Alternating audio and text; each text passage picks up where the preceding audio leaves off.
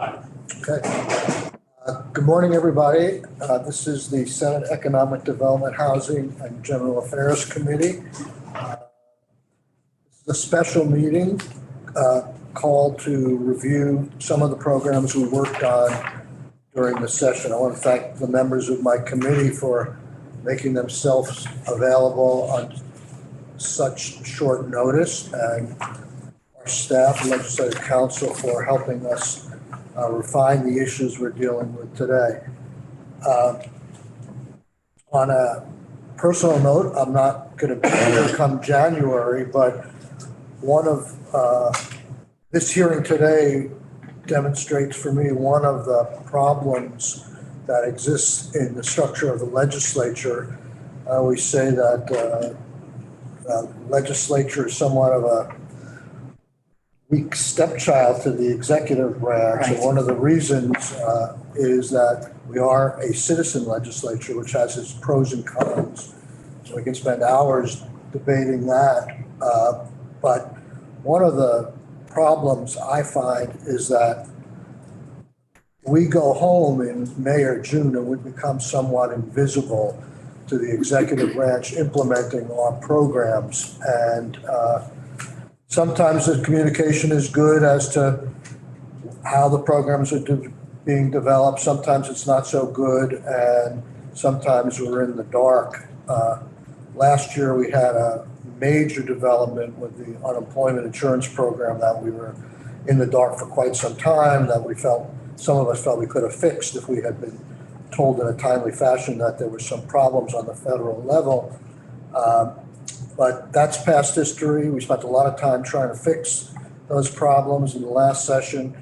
But in the last few weeks, several programs, maybe not on a larger scale, of what our legislative intent was in terms of what we passed, we learned was not being implemented the way we want, or ran into roadblocks with federal funding that challenged the administration in developing the programs consistent with legislative intent. And it was somewhat disappointing to me that we found out about these changes so late in time. So a hearing like this is to try and bring us up to speed.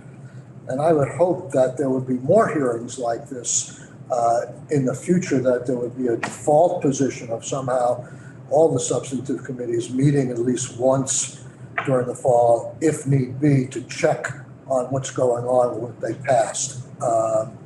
So that's what this is about. There are three issues today, and there was actually a fourth that the Joint Fiscal Committee is dealing with. The first three deal with the COVID paid leave program, where we thought there could be retroactive applications for benefits, and we're being told that that's challenging. The second is dealing with the VHIP program, especially accessory dwelling units, where I was informed about 10 days ago that people developing ADUs could only rent to people coming out of homelessness or very low income, which was specifically addressed to the contrary in our legislation. And then we learned about, through the press only, that there was thousands of people being contacted to possibly be charged with overpayments under the UI system. All of these things were news to me and to us, I think. And so we're trying to be brought up to speed today on where things are and what we can do about it. The last issue was the Vermont rental assistance program, but the Joint Fiscal Committee is looking at that. You may have heard about the abrupt change in those problem qualifications because the money was running out. So with that beginning, I'm going to start with the issue of the COVID paid relief program. And I received a memo, I think about 10 days ago, from the Commissioner of DFR who's charged with implementing the program, telling us there were a number of problems with what we had past in terms of potential conflict with the federal funding source. I'm going to start with Damian Leonard because he speaks our language and he could summarize some of the problems from reading the memo, and then we'll follow up with DFR to fill in some of the blanks. The major problem, as I alluded to, is the scope of what employers and employees this program can reach and what federal restrictions may be on the money we used, which was the ARPA fund. So with that, I'm going to turn it over to Damian. And is that a good enough direction for you? Thank you. Sure. Sure. Thank you. For the record, Damian Leonard, Office of Legislative Counsel. So I think it'd be most helpful this morning to start with a little bit of background before I get to the program, just to give us a sense of what the limitations are, and then and what the program actually enacted, and then we'll get to the specific issues. So I'm going to share my screen here. So to begin with, the first thing I'm going to start with is this is section G100 from our big bill, the budget from this past year. And the key language here is all appropriations of ARPA funds in this act are made only to the extent permitted by federal law and guidance. So what does that mean? Well, we have to read this in concert with the separation of powers. So what this means is the legislature is responsible for making the laws and setting policy. The executive branch is responsible for carrying that out. And then the executive branch has authority to deviate to the extent that they're given discretion to do so by the legislature. So what this language says is, to the extent federal law and guidance restricts you from doing something we've enacted, you can dial it back so it's consistent with federal law and guidance. What this doesn't give the executive branch authority to do, it would be, for example, to redesign a program or something like that. So, for example, if you have a universal benefit, they couldn't say, well, we're going to target it to this specific population here. And I don't think there's any question that they're doing that. I'm just setting this out so we have sort of the playing field. And so it's clear that the executive branch can't fill in gaps in the legislation where we might need to set a policy. But they can say, we have a clear federal guidance here that says we can't do exactly what's written in the law. And it's clear that we can just dial it back to this point. So that brings us to shrinking this down so that I can hopefully, apologize, I'm going to stop the share and just switch screens here. The taskbar for Zoom is always right where your tabs are. So that brings us to the bill. And there were two key grant provisions in the paid leave program. The first was allowing employers to apply to the commissioner for quarterly grants to reimburse the employer for the cost of paid leave provided to its employees for COVID-19 related reasons. So this is essentially reimbursement for a payroll expense, and it comes with a string attached in that the employers, for any leave they're reimbursed for, they have to restore that leave to the employee's leave balance. So it's sort of the benefit, it directly benefits employers, but indirectly it also ensures that the employer's employees will have additional paid leave if they have additional COVID leave needs beyond what's reimbursed by the state, which is 40 hours of leave. The next, and this is the point where this is probably the most challenging piece here, and this is what the Department of Financial Regulation has been unable to implement at this point, is an employer's grant amount may include reimbursement for retroactively provided COVID-19 related paid leave to employees who took unpaid leave for a COVID-19 related reason during the program period, because the employee did not have sufficient accrued paid leave available at the time that the employee took the leave. So the difference between those two in terms of the federal regulation is the first is a benefit that where the direct beneficiary is the employer. The employer has a payroll cost and they're getting reimbursed for that payroll cost. Indirectly, this benefits the employee too, but for purposes of the federal regulation, all the federal regs are concerned about is who's the direct beneficiary.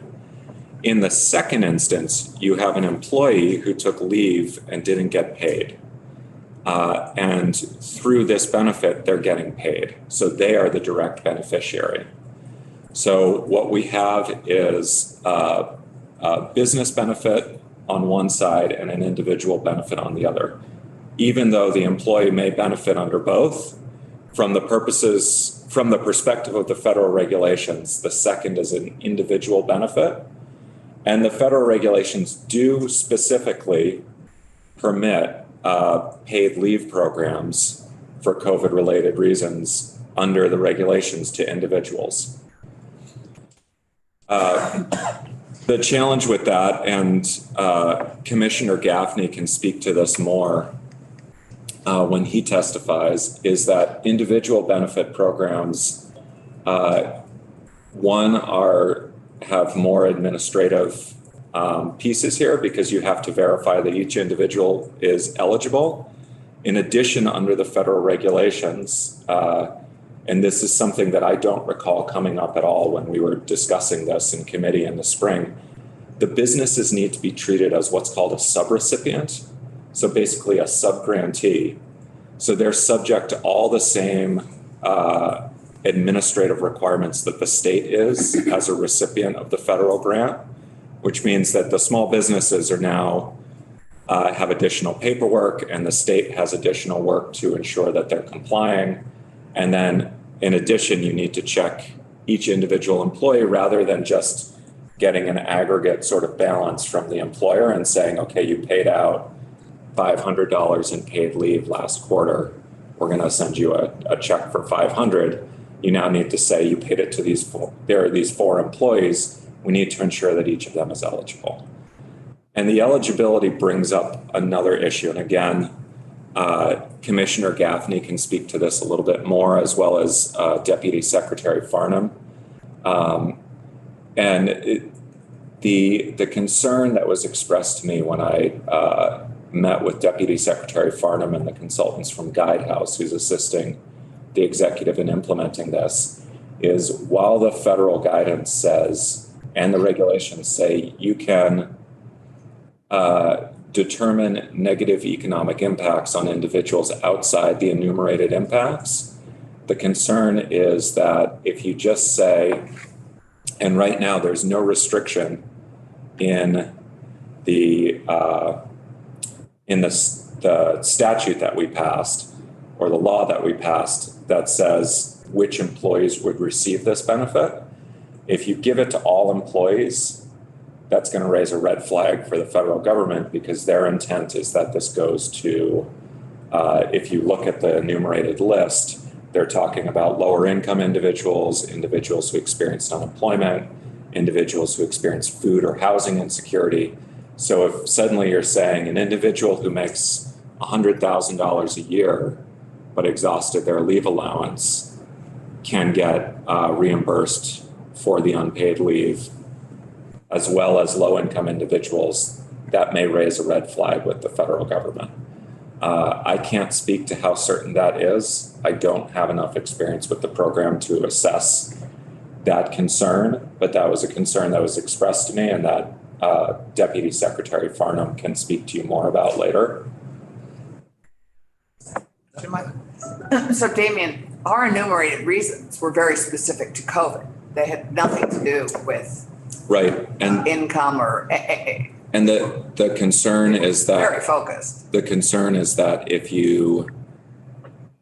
if you leave it open to anyone who had unpaid COVID-related leave, that it may raise a red flag from the federal government. I can't speak to how many employees outside of, employees earning, let's say, less than $25 an hour would even be applying for this, given that typically higher wage employees or higher income employees have more accrued leave, have more flexibility in working remotely, et cetera.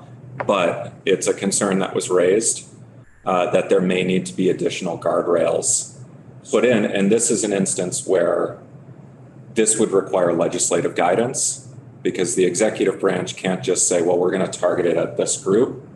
That's where the legislature needs to give guidance to say, if you're going to implement this, and this is a concern that we want to take seriously. And again, you need to evaluate Deputy Secretary Farnham's testimony and decide on that direction. But coming back in January, this is an area that I'm basically flagging to say the legislature may need to put some additional guardrails on how that money is spent in order to ensure that it complies with the federal regulations.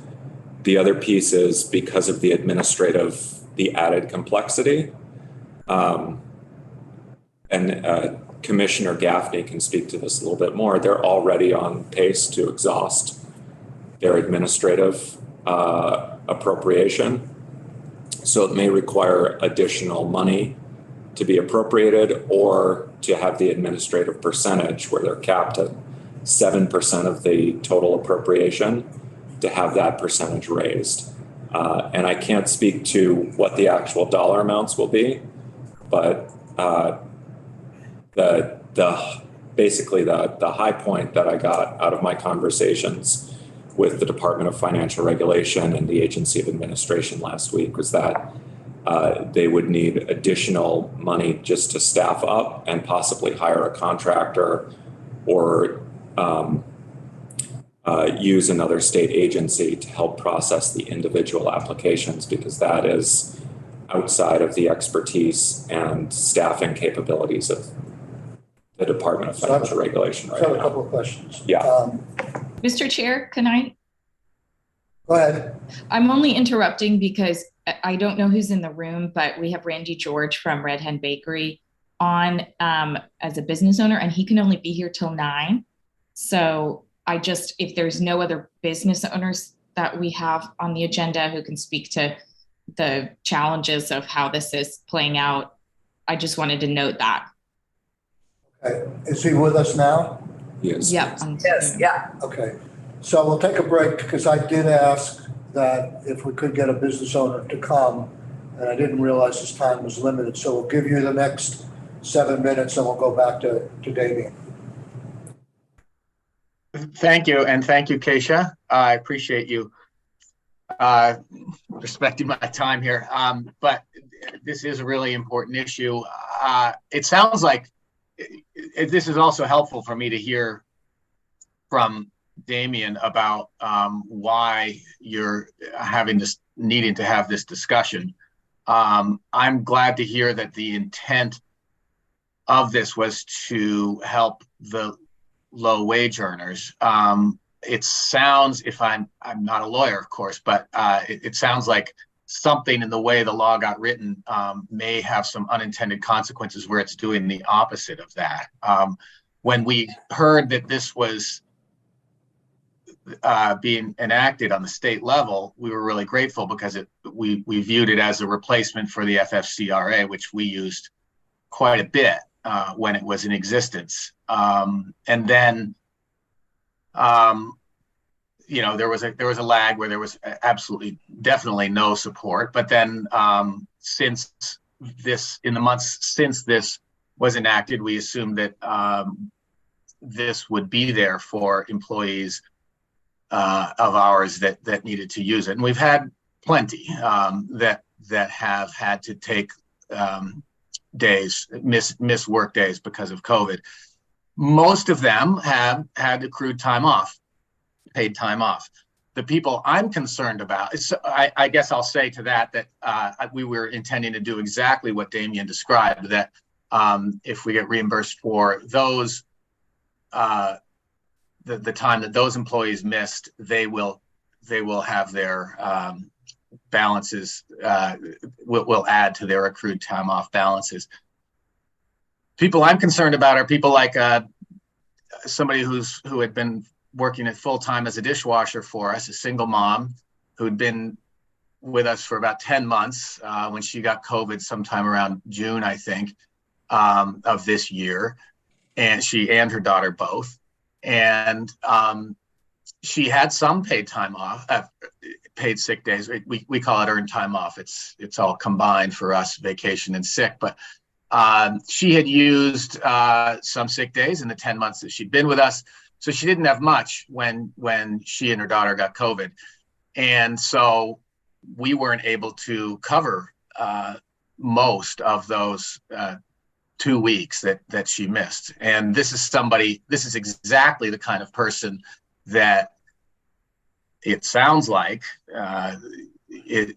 this is trying to help. You know, I mean, it's I think we all know that.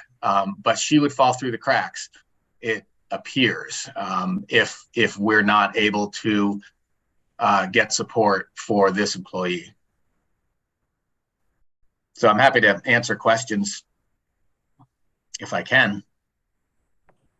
That's great. Are you involved with any association of small businesses like Main Street Alliance or? Yes, Main Street Alliance. I'm on the leadership committee for Main Street Alliance. Yeah. Okay. Do you hear the situation that you've described happen with some frequency among your peers? Oh, absolutely. Yeah. I mean, I would say you could hear my story dozens of times over. Yeah, I know we're not alone. Right. And my recollection, you say you're on the executive, is that this bill, I can't say this any stronger, was really designed primarily to make employees whole. And you as progressive business people, you know, you wanted to help along those lines. It wasn't just to reimburse you for money you may have paid out. It was to give you access to funds to pass them along in terms of paid leave.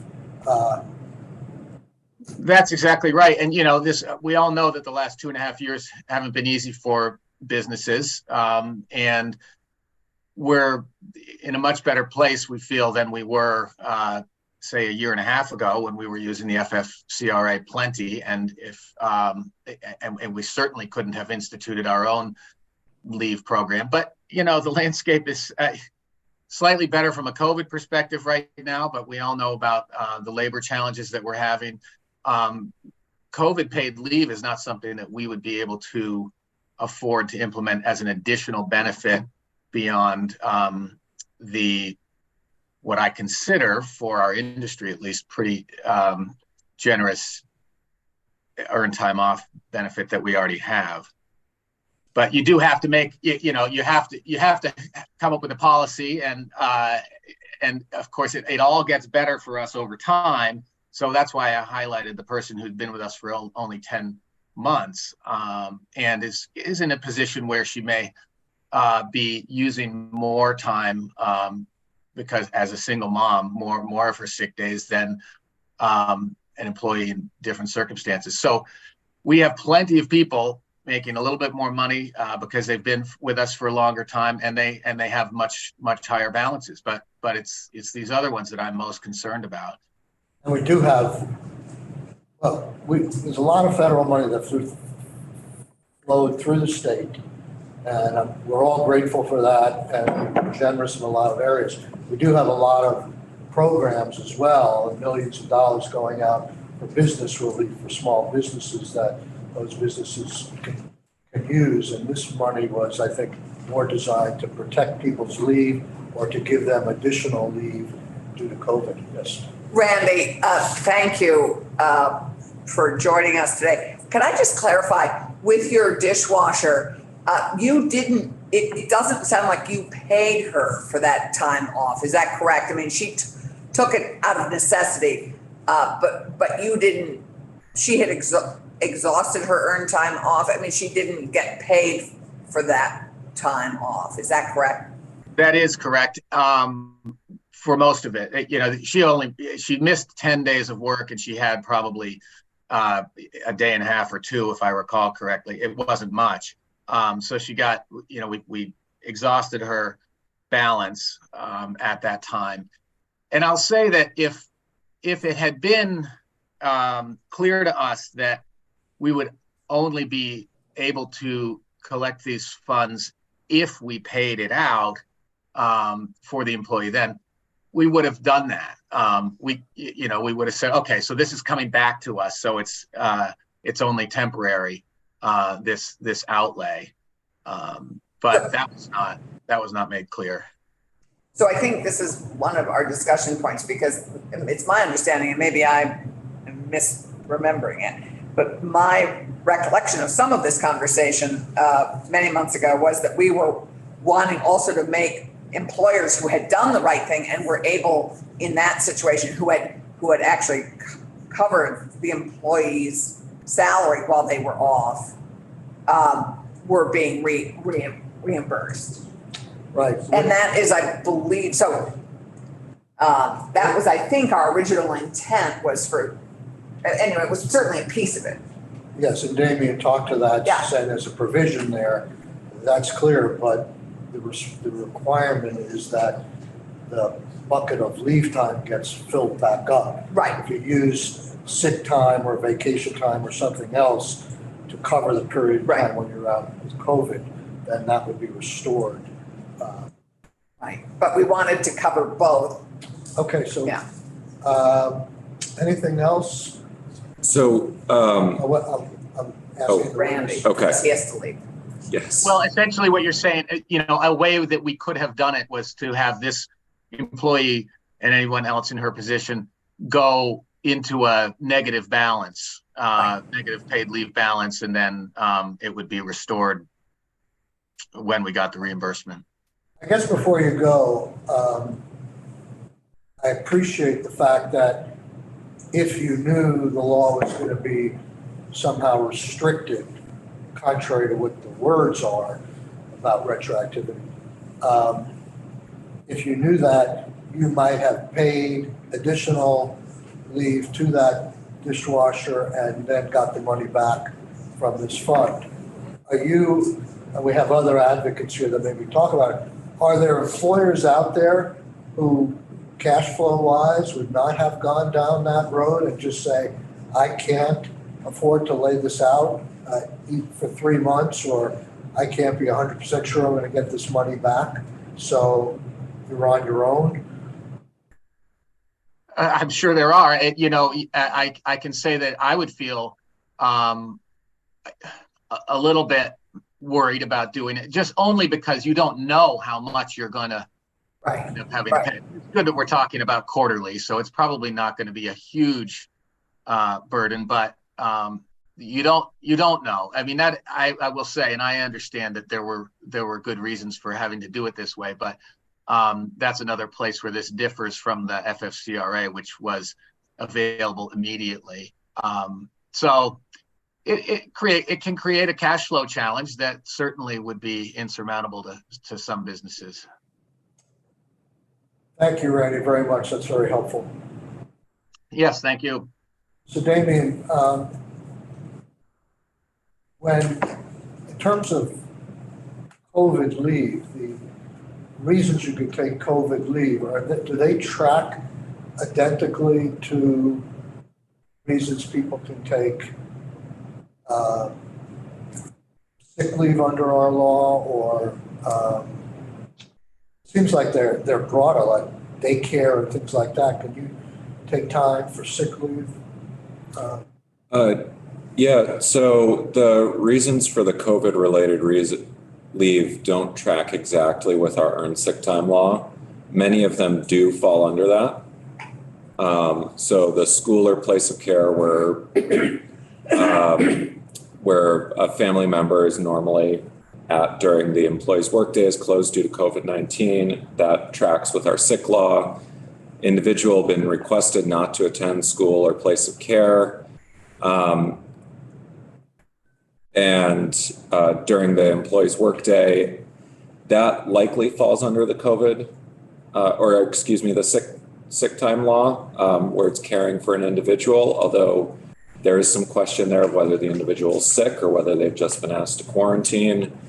The individual's been diagnosed with or tested positive. That definitely tracks with the sick time law. It's caring for a sick family member.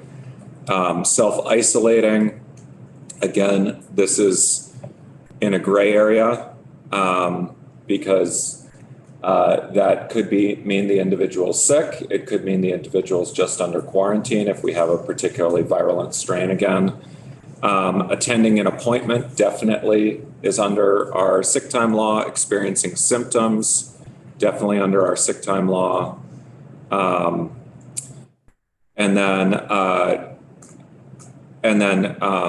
Getting a vaccine or booster likely falls under our sick time law as a medical appointment. But again, that's somewhat in a bit of a gray area. So most of these, I would say, would fall under the sick time law. Some of these may fall under other types of leave, depending on the employer's leave policy. So some employers, like Red Hen Bakery, have a combined time off policy where all leave is just in a single pool. Other employers, like the state of Vermont, say you can use sick time for these reasons, but for other reasons you have to use personal or vacation leave. It's going to depend a little bit on the employer.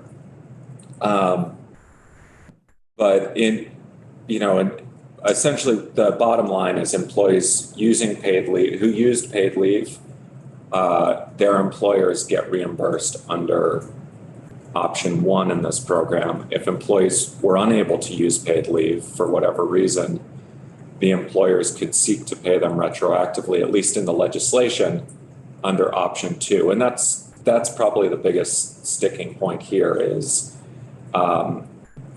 first that for the federal regulations, that doesn't qualify as a business benefit because the business isn't the direct beneficiary.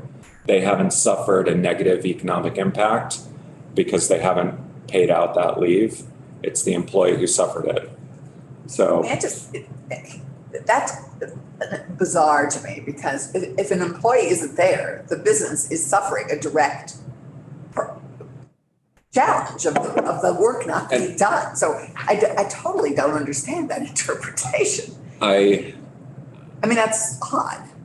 I understand, but I'm passing on how the federal regulations have been construed at this point, which is to focus sort of on dollars and not necessarily the impact of of being short-staffed for a day or something like that. And it has huge economic impact and business impact. And the Deputy Secretary Farnham and Commissioner Gaffney and Commissioner Gaffney's staff may be able to shed some more light on this because they have a lot more experience than I do with the day-to-day administration and trying to fit within these very narrow and complicated federal regulations in some cases. One of the complications we're running into is when we did the COVID relief funds, the criteria for falling within the federal regulations were much more relaxed than they are under the current state fiscal recovery funds. So David, can I ask a question just in general? I would just like to have an understanding of how we got to this point.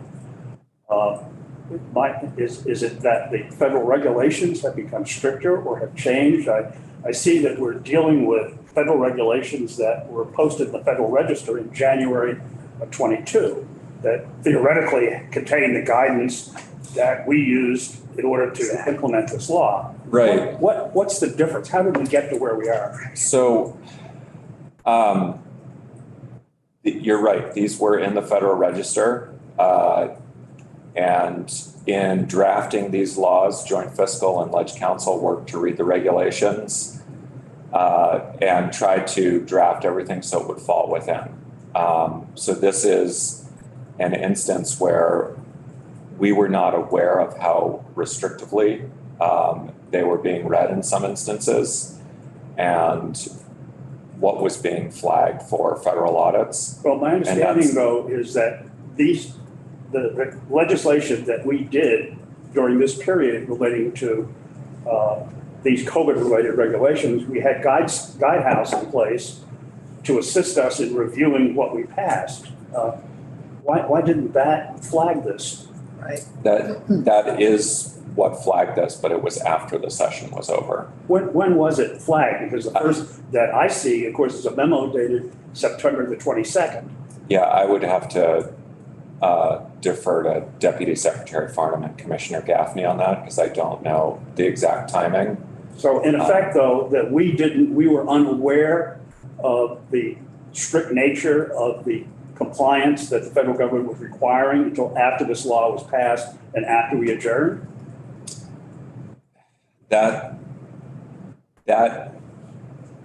So I would say I was not aware when I drafted this for you of the level of compliance. I can't speak for the administration on that.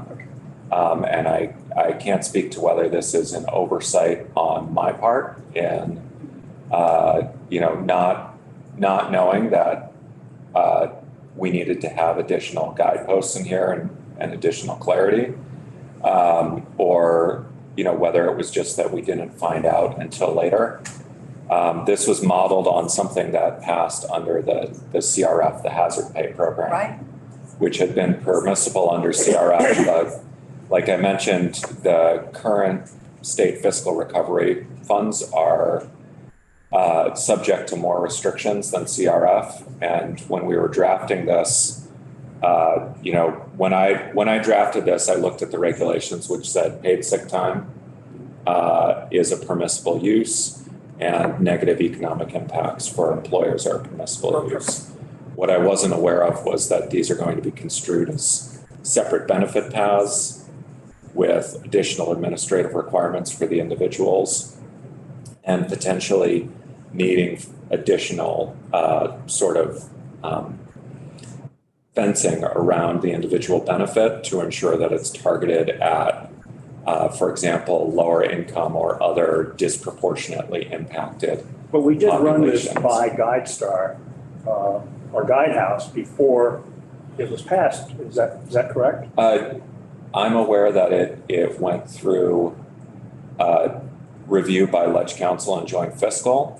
I don't know if our internal team also spoke to Guidehouse in that process about this specific program, and that there was testimony from the administration. Did we hear from DFR and from? Yeah, we did. You heard Yes, from yeah. then Commissioner Pichak. Right, yeah, So, that's my recollection. And I don't remember these concerns being raised at the time. I think Secretary Farnham did raise one or more concerns. I believe he can speak to this better than I can, but I believe he did raise concerns that this is potentially going to be subject to additional restrictions.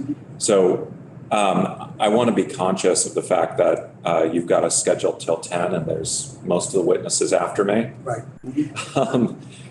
But may I just tag on to what Randy just said, because, and this discussion, because this is the crux of one of the frustrations we have as legislators and how we work with the administration, because this is a guidance that, as Randy and Damien have just identified, have been in place since January. For us to be passing this without really the administration, I know Doug weighed in and had concerns, but we need to be working in concert together to improve the lives of Vermonters. For us to have, it's just so frustrating for us to be here at this point when we had guidance in place in January that we should have been passing something that didn't need to be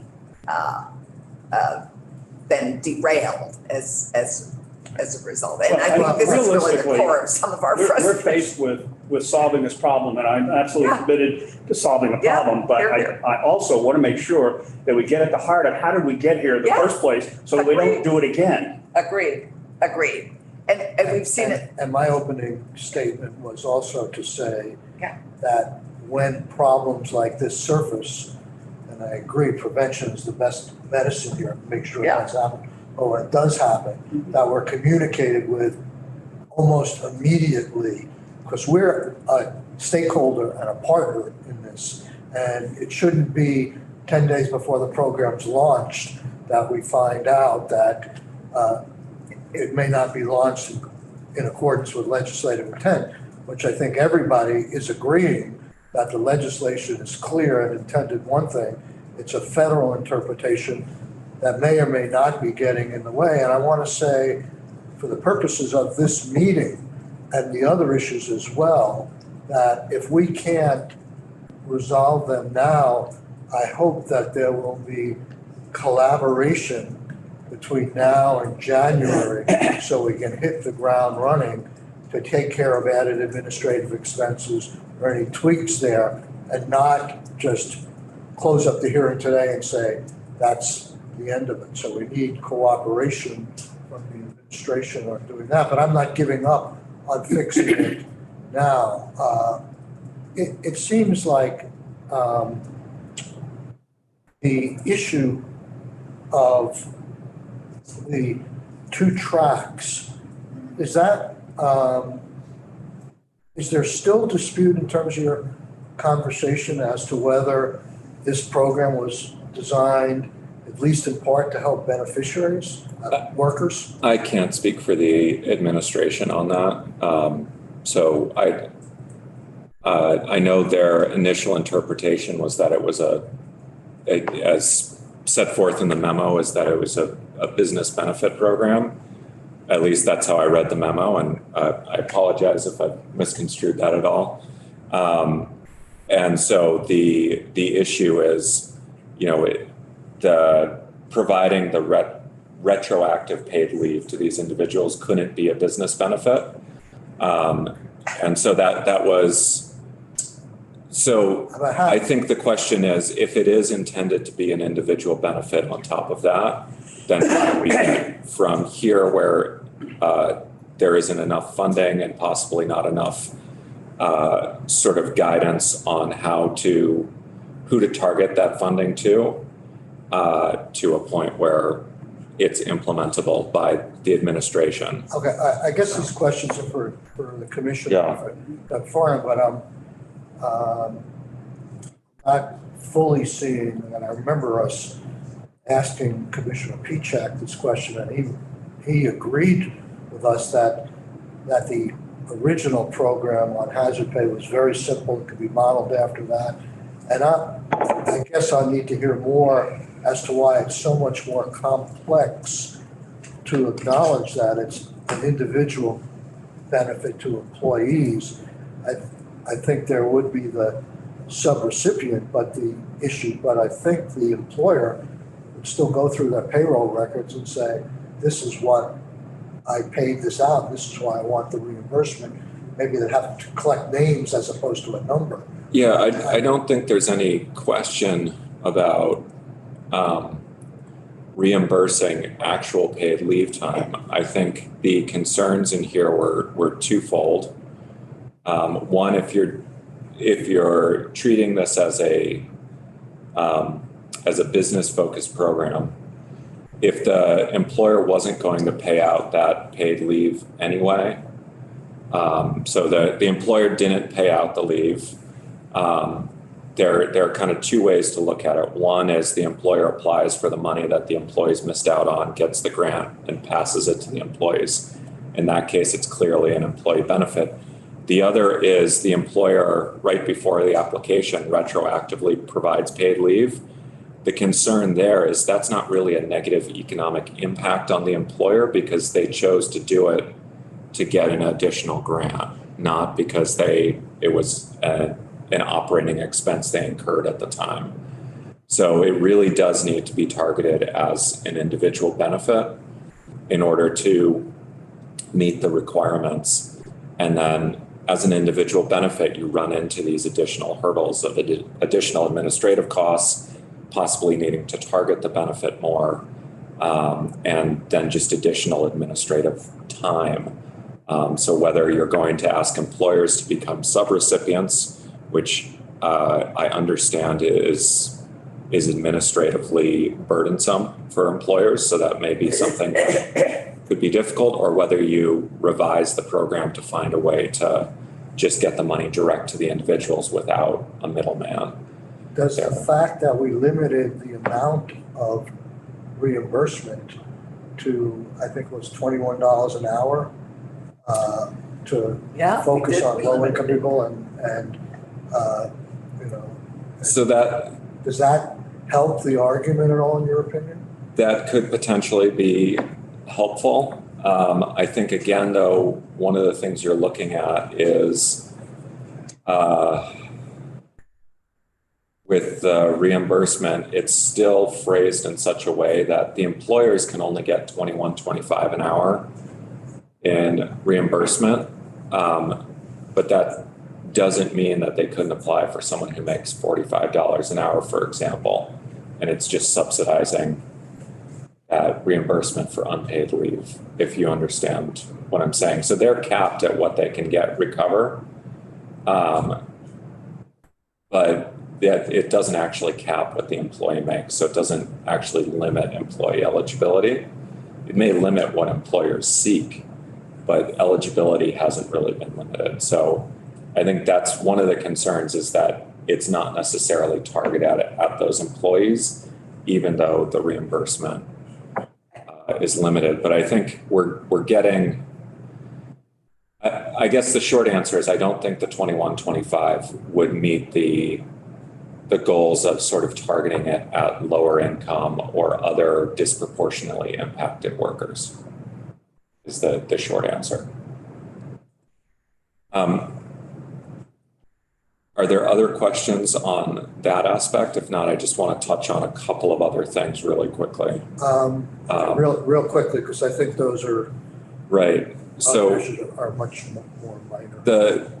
DFR had highlighted that the employers needed to be limited to employers with 500 or fewer employees. That falls squarely into that guidance. We said administration, you can limit to comply with federal guidance.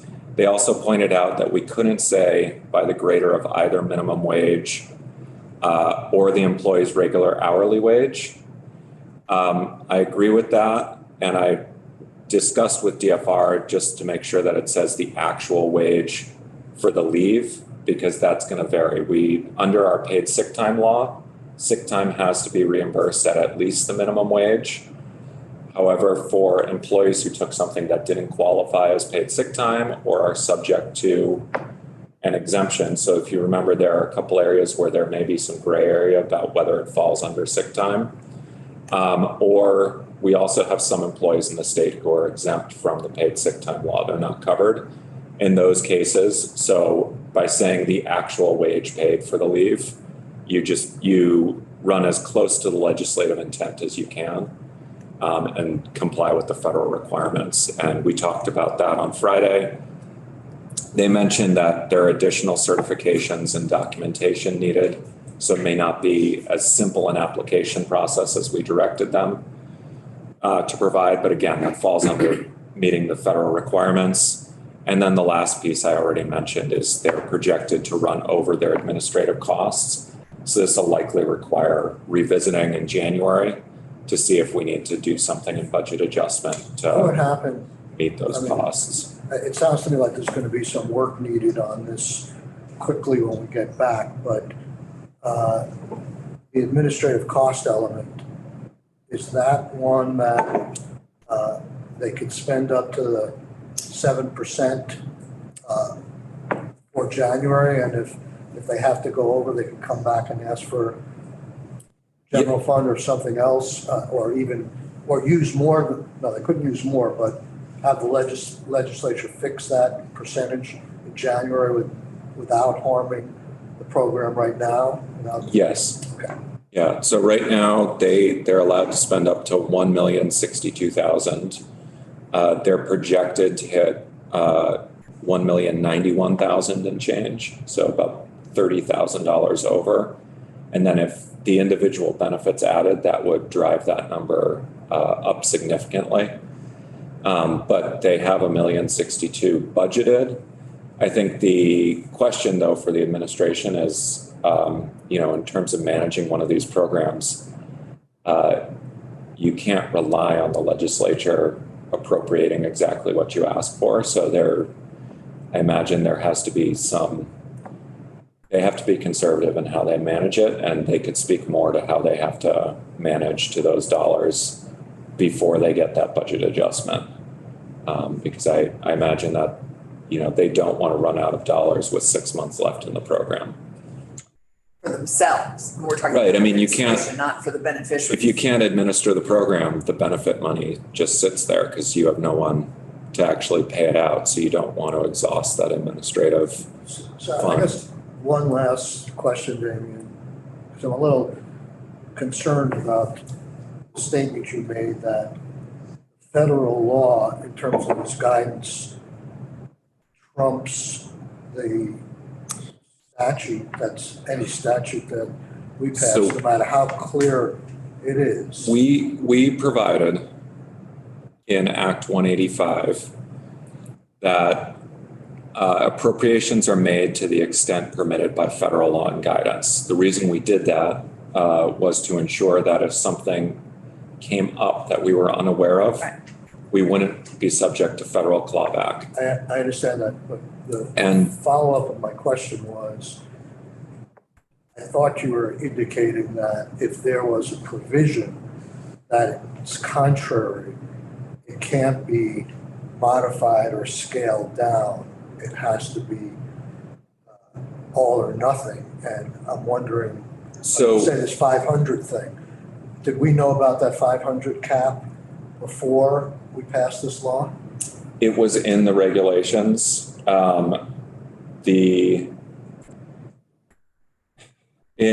In writing the bill, it was something that I overlooked. So we could have written it to say 1 to 500. Okay, I'm not trying to point fingers here, but it seems to me you were saying that more or less agree with the department that they're only gonna limit this to 500. So they're rewriting the law in essence, but in terms of income eligibility for the program, you say they can't do that. So I think there's a difference of saying they said employers, the law lets us do the federal definition of small business, which is 500 or fewer.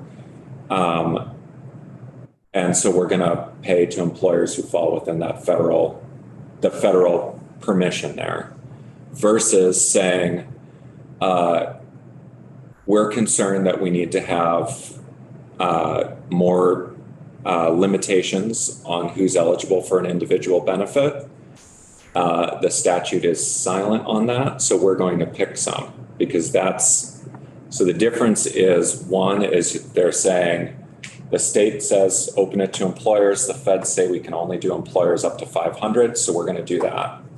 Versus saying, the state says pay to individuals, the feds seem to be indicating that it needs to be someone who was impacted or disproportionately impacted by the pandemic in a way that's more than just what everyone experienced. So, and we're going to pick certain categories that the feds have identified, or certain groups that we know are permissible, because you're making a policy decision to decide who's going to benefit and who's not going to benefit. So it just gets into the amount of discretion.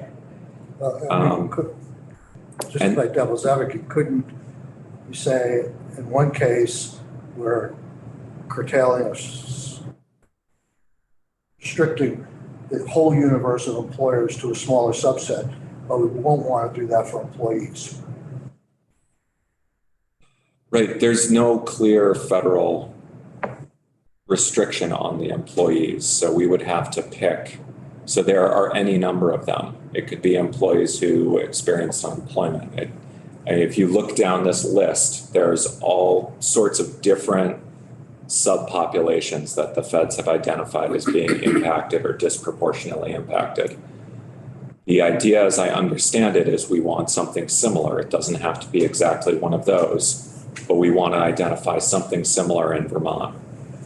So it could be employees within the tourism industry where that's been identified as an impacted industry, although that gets into a separate portion of the regulations. So again, that I'm probably going too far afield.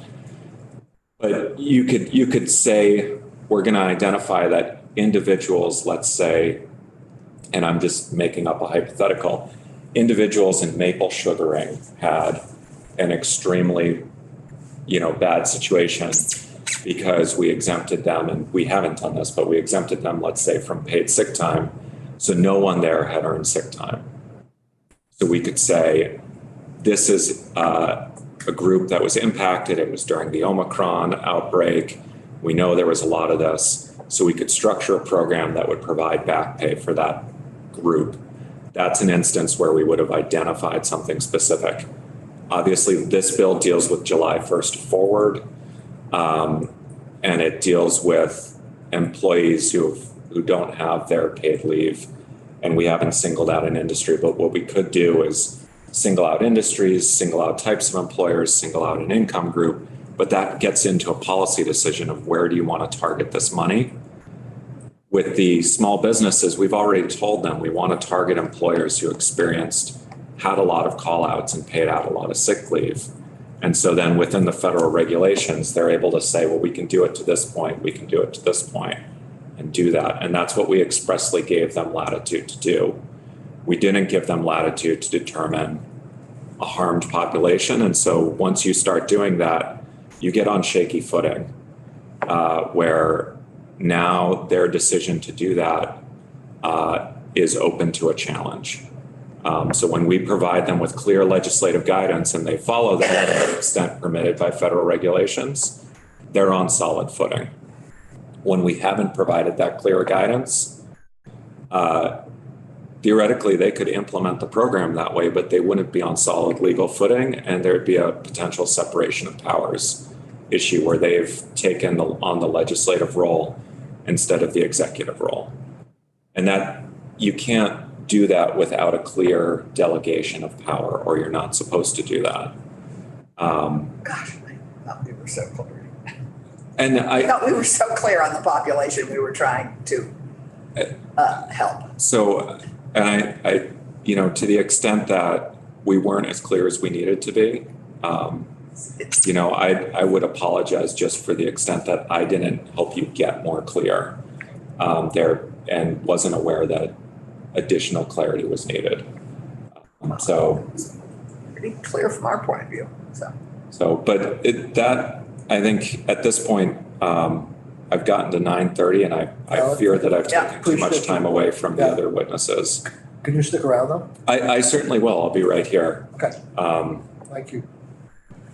I'm going to hear from Doug now. If that's okay, Commissioner.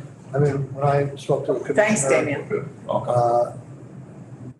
A lot of the curtailment of this program in terms of, come over here, Doug, please, reading the federal thing, it's the department passing on the information they're getting from the state's leading expert on the guidelines. So introduce yourself, Doug, and tell us from what you've heard, what you could enlighten us with. Thank you, Mr. Chair. For the record, Doug Farnham, Deputy Secretary, Agency of Administration. Anyone who listens to testimony over the last 3 years is going to be really confused about my title. Right. Well, they've seen you in a range of different capacities. So I'd like to start off just by saying, first of all, the Department of Financial Regulation, as they engaged in conversations about the program design in July, was incredibly respectful of the state legislative intent. So they were extremely concerned about any limitations about not meeting state legislative intent. And I mention that because we have this problem because we have a unique once in it's never happened before, a situation where federal money is being legislated at the state level. Generally speaking, federal grants flow through the Joint Fiscal Committee process, and they don't really have policy language attached to them because it's understood the policy language is controlled at the federal level, and we have no real choice in how the funds are deployed. The feds gave states limited policy discretion, which Vermont decided moving into the CRF that the legislative branch holding the policy discretion for Vermont would be the ones to legislate that. But then we have to make sure the two things line up and can actually be executed. I think part of what we have here is I wasn't able to be in every place at the same time at the end of the session last year. And I did testify in House Commerce that the language as written would not be able to be executed, and that it would have to be restricted in certain ways. Now, I think I do view the separation of powers argument, of course, being from a different branch. I view it slightly differently than Damien, not dramatically different, but I view it as this. The legislature sets the policy goal, and with state money, absolutely correct. The executive branch would not be able to limit in any way the legislative intent in state law. It would be a light switch. Either we can achieve your intent or we cannot achieve your intent. And that's how we've done it for hundreds of years. In this case, as long as we are able to execute a portion of that legislative intent, we are executing as much as possible. With these ARPA appropriations, about 70% of the appropriations have not been able to achieve full intent, as in we've had to modify them in some way to meet the federal regulations. And most of them, those are like very minor modifications that still achieve as much as possible of the legislative intent. So they haven't really been substantive. In this case, obviously, the changes in the memo are substantive, right? They significantly restrict legislative intent. And I do think in other programs, we have imposed an income limitation where an income limitation didn't exist for a beneficiary program. And I think Damien is of the opinion that that is pushing it. That is dubious, that is, moving into grayer area. And I think the primary problem when you compare the CRF or they didn't even put out regulations, they just put out FAQs. The CRF structure to the state fiscal recovery structure is that state fiscal recovery comes right out and says in many places, it doesn't matter that you were impacted by COVID. Everyone was impacted by COVID. So the Treasury takes the position right off the bat that there's an expected level of impact from COVID, and that these dollars can only go to help businesses or individuals that are disproportionately impacted. So they apply a completely different standard than was used in CRF. With CRF, there would have been no reason to restrict this program. It would have been launched as written, essentially. It would have been relatively easy to push out. And so... Could you just give Yes. us an example of where you've changed the income levels in other programs? Yes. Most of them are coming in the individual beneficiary style programs. So the Treasury published guidelines saying for an individual to be assumed to be an enumerated impacted beneficiary, they have to be at 65% of AMI or 300% of federal poverty level or lower, which doesn't match up with most of our programs. No one's ever used those tables before. Treasury published a brand new table and said, this is our table. And so many of our programs were passed during the first year of the legislative session under the interim final rule. And therefore that wasn't a problem because Treasury also said, if you created a program before the final rule, you can continue that program to completion. You can't provide supplemental funding to it after the final rule was passed, but you could, run that program through its existence and not have to redesign a historically passed program. So most of them in the weatherization area, we've had to make modifications. In some places, we've been able to justify going to 80% of AMI, but we've had to build a case to justify why we have to use 80% of AMI instead of 65 and 300. And we were only able to do that after Treasury recently published an FAQ that said they would accept 80. they put in there, e.g., we'd accept 80% if you justify it for affordable housing, for example. But when we were launching affordable housing programs this spring, under the final rule, the newest round of funding, we were looking at having to restrict those in different ways because of it was helpful to have clarity in the final rule, but it was rather restrictive and impaired a lot of activity above 80% of AMI. That's really where, as much as we were able to stretch it. We did attempt in the administration to write an income case that would justify going up to 120% of AMI. And the state auditor reviewed that case and found it to be lacking. In what instance was the 120%? We were attempting to justify that Vermont, because of our Housing? in any sector, Mr. Chair, we wanted to be able to provide justification so that we could deploy the Vermont programs as the legislature passed them. And that 100%, 120% of AMI would have allowed us to achieve, 98, 99% of legislative intent. So that's why we were trying to justify a higher income threshold in Vermont. May I ask a question? Just overall, as we're dealing with the specific situations that we're talking about here today, in which it doesn't appear that what we've done in several cases meet the federal requirements.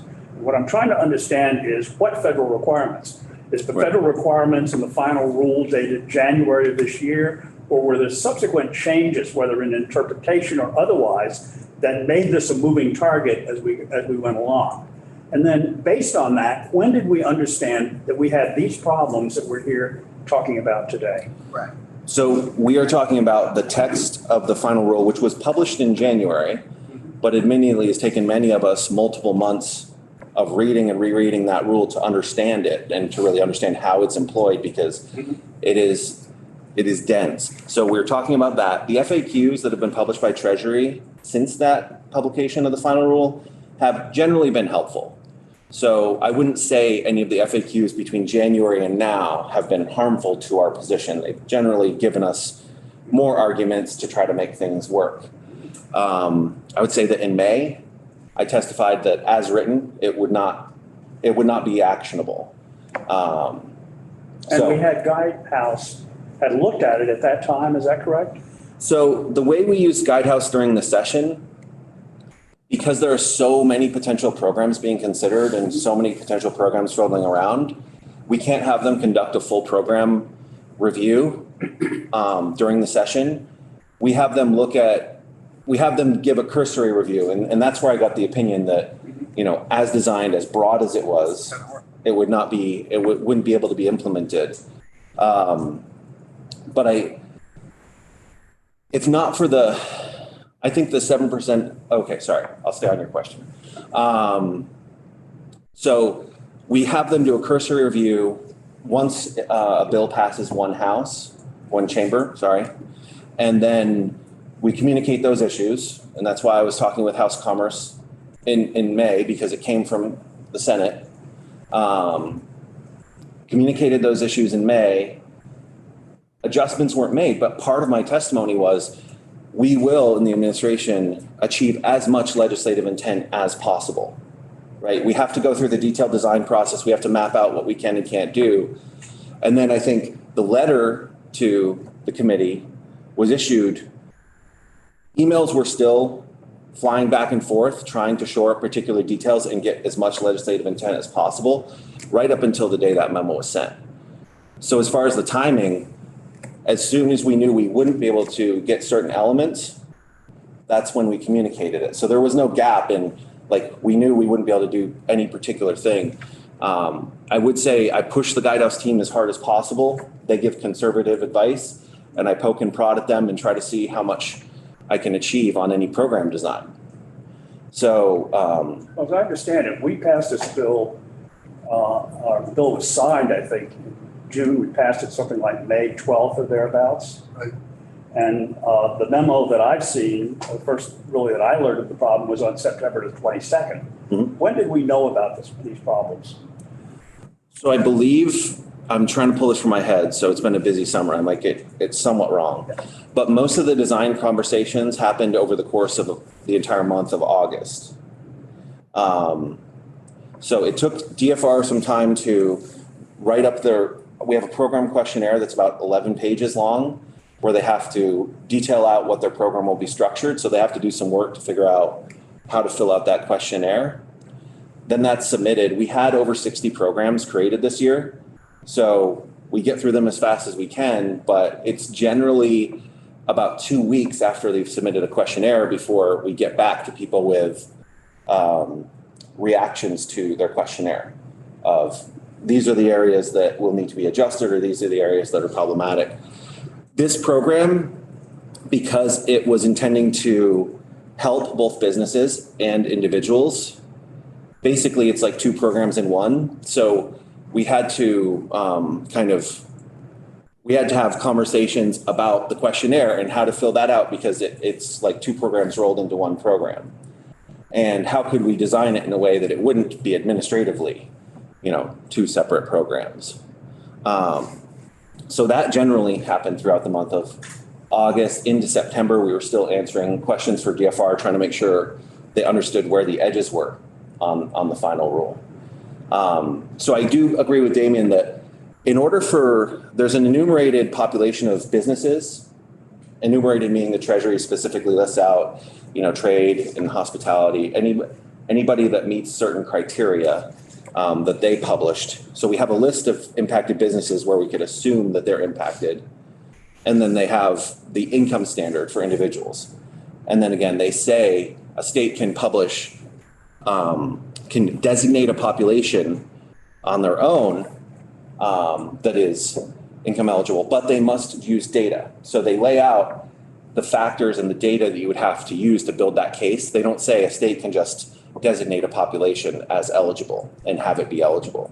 They say you must use data to prove that. So they signal that they're going to audit our methodology essentially on that. A couple of questions on Yeah. that. Yeah. On the business side, are you saying that we have to somehow enumerate sectors that are eligible? We can't just use if you have 500 or less employees, you're a small business, can you use that? So I didn't hear any in this memo. It says that's what they want to do.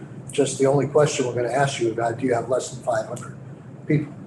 Which we know the vast majority of all businesses provide. right.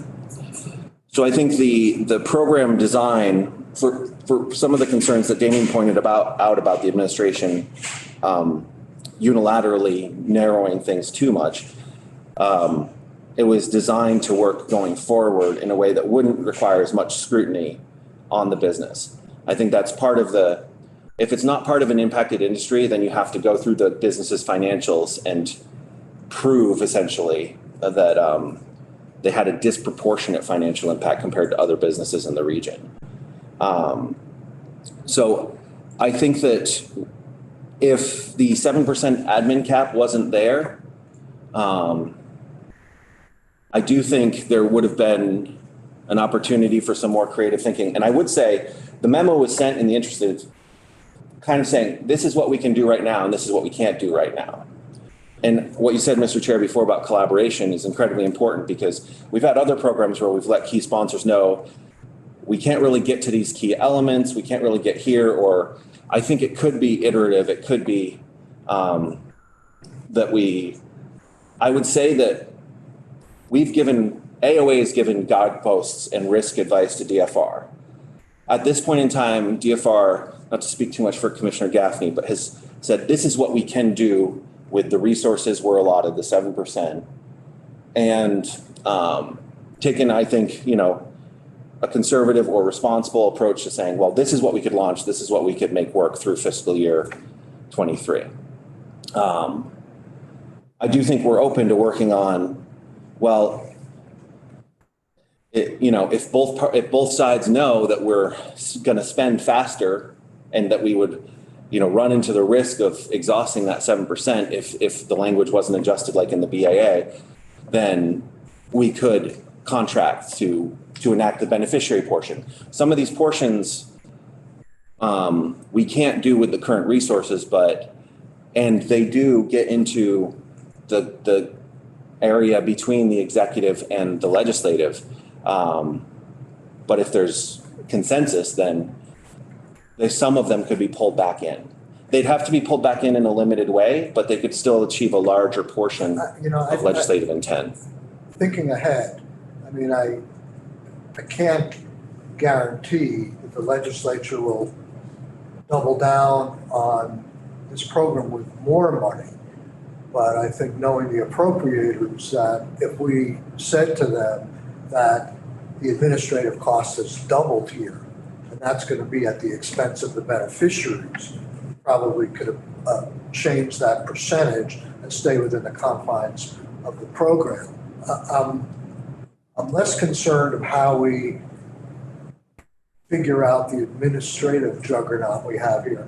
I'm more concerned with the issue of how we can get this program up and running, at least for low and moderate income people, and whether there's some way of doing that now, or do we have to wait until the governor signs the budget adjustment act, which may be March forever. Right. So, and I guess when you talk about the word proportional, I feel very strongly that this program was designed more for employees than employers, but I think both, and I think you said the same thing, at least in my mind. So knowing that the way to get at this is to do the second track as well for people who don't have any paid leave and haven't gotten any paid leave. We need to do some retroactive thing to get these people covered. Stalemated a little bit by this. It's not a targeted individual population. Is one of the targets that the feds would allow is a person's income level, I assume? Yes. Okay. So I realize that's a lot more administratively complicated. But why is it that we can't look at the amount of the grant? We had discussion conference committee about this, and say, that's a pretty low level of $21. Those are pretty poor people. If you take that out, multiply that out by 40 hours a week. Why isn't that a surrogate for income? Saying it may not affect clearly proportionally high income versus low income, but it does as a wage replacement, it's proportional. The amount of the benefit is proportional as a lower number for somebody who's high income. So the benefit we're giving out to these people is proportional, even though. So and then the follow-up question, if that is a possibility, is there somebody we can ask in the federal government? Yeah, those are great questions. Have any other Mr. Chair. states done anything like this? So one of our advantages working with Guidehouse is that they're working with over a dozen other states. I think if you count in counties and cities, they're working with 30 to 40 different government entities. And so they've centralized some of their policy review to try to pull in all those different ideas. Unfortunately for us, Vermont is more creative and moves faster than a lot of other jurisdictions.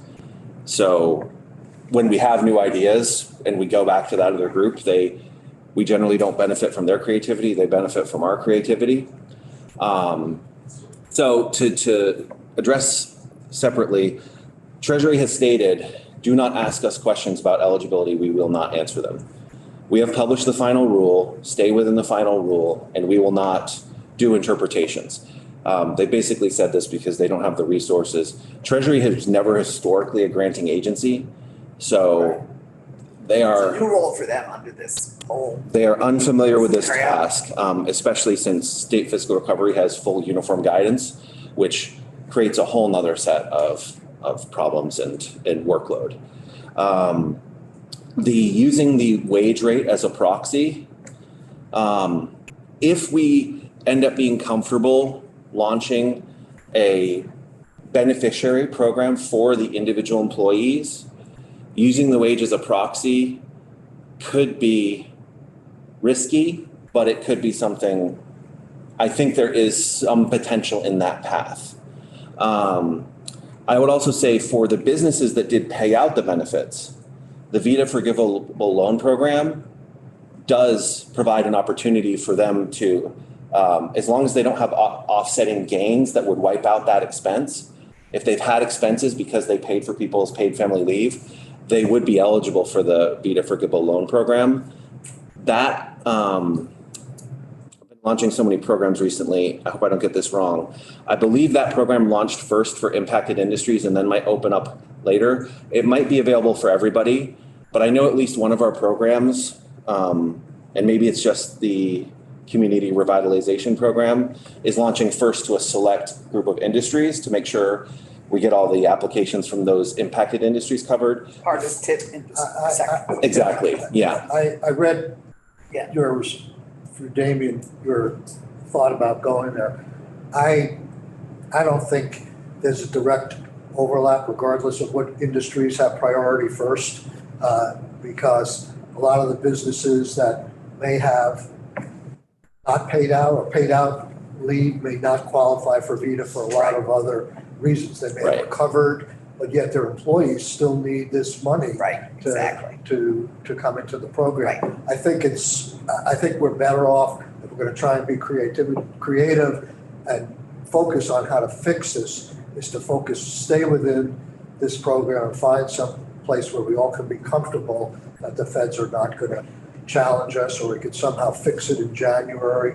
And that's important. Thank you for the shout out on the collaborative thing, because I don't know how far we're going to be able to get today, but that doesn't mean that my successors shouldn't be working between now and January to have something in budget adjustment or something possible. But okay. Well, yeah, and I think focusing on the income piece is where we should be going, because I think our intent was with that $21 an hour very specific to the income levels that we were looking at. Right, and I'm not an attorney, so I interpret policy more as a business user, as a state employee, right, my background there. But I would say if we considered the wage level to be a tie-in to an income proxy, and then we said, well, we have to do it as an income determination, that might be seen as less of a stretch. Right. Less of us narrowing, but if you've already set boundaries and we're saying, well, they're slightly smaller because this is how the feds say it, 22 an hour, if that's their only job, it's going to line up roughly to, unless they don't have any dependents, it's going to line up roughly to that 80% of AMI range, right? It's going to compare fairly favorably. If they're like the example from Brandon. of someone with children that would be higher up on that federal poverty level scale. I have a question for Damien. And I think Keisha had a question. Just real quickly on this issue, Damien. Did we say that even though the reimbursement would be $21 an hour, in order for an employer to get that, do they have to pay out a full amount of what the paid leave is? Do they have to pay out 40 hours at the regular wage if it's 100% in their program? Or could they just say, oh, we know we're going to get this money back only at $21 an hour, so for this program, we're going to give you $21 an hour in leave? Yeah, so the way the bill is structured is, so it says that the maximum amount that an employer is eligible to receive for COVID-related paid leave provided to each employee is a maximum of $21.25 an hour, with an aggregate maximum of $850 per employee during the program period. But then the employer actually has to provide paid leave at the employee's rate. So we just decided to limit reimbursement to $21.25 an hour. And part of that was based on joint fiscal modeling to keep the cost of the program down. This was going to capture the majority of the employees that we expected to take advantage of the program, with a small percentage of employers having to cover the balance essentially, and not get reimbursed for it. But the feeling, if I remember the testimony, was that in order to get the program within budget constraints and still help out the majority of employers, this was sort of the best balance here. I think we had started at $25 an hour and we moved down to $21.25 after modeling. But we understood that there were going to be some employers who would, say they have an employee who makes 27 an hour, they would have to cover the remaining 575 on their own. And just anecdotally, I don't know if my partners here who are on the conference committee with me, and I reminded Damien of this as well, is when the House came back and tried to lower the wages, I made the allegation that it seems like everything in this program was moving to help employers. And they quickly corrected me and said, no, this thing that we're doing by reimbursing at 100% versus 80% of employers is designed specifically to get more employers to come into the program, because if they're only going to get reimbursed, and I quickly shut up. And that's just a very clear indication that I remember that we were very much interested in helping employees here and not just employers. So I think that issue should not. Right. Thank you. Please stick around as much as you can. Oh, sorry, Keisha, go ahead. It's okay. It sounds like Commissioner Gaffney's also in the room. Yes. He's okay. I think this question or concern is still for Doug. I hear you saying that for hundreds of years, you've said either this can or cannot be executed sort of the way we would like it to be. But I still don't feel like I have a good sense, Doug, from your perspective of how we would collaborate going forward. I mean, I think it needs to be said that some of the business advocacy groups that are here who are slated to speak did reach out multiple times to DFR to try and get more information to try and be helpful. I was just on a call the other day with a number of national organizations trying to help people understand Inflation Reduction Act funding with ANR and with advocacy groups. So it might just not be in DFR's nature to be as collaborative. And that might be something you can help with when certain departments aren't used to that level of collaboration. But we are in uncharted territory with how much money is coming from the federal government and how quickly guidance is changing. And so I'd just like to hear from you how you think the situation could be different moving forward to make sure this doesn't happen again. So please, Senator, don't interpret this as being glib, but the legislature has fully appropriated the state fiscal recovery, and I'm highly doubtful that another tranche of discretionary funds will ever be sent from the federal government to the states, at least in my tenure as a state employee. So I don't think this situation where state requirements are created and federal requirements are created and we have to align the two things, I don't think it will come up again.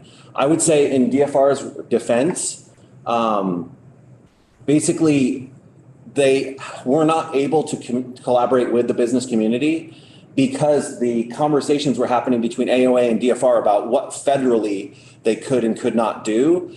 And we know that the broader scope of the legislature was to achieve as much as possible, and we tried to achieve as much of that as possible. So we agree with you on the business needs and the employee side.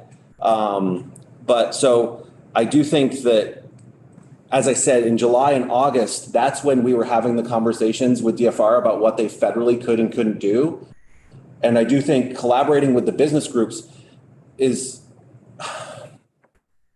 it wouldn't change any of the outcome and any of the design of the program, because we've only imposed changes when it's absolutely federally necessary, in my opinion, and Guidehouse's opinion.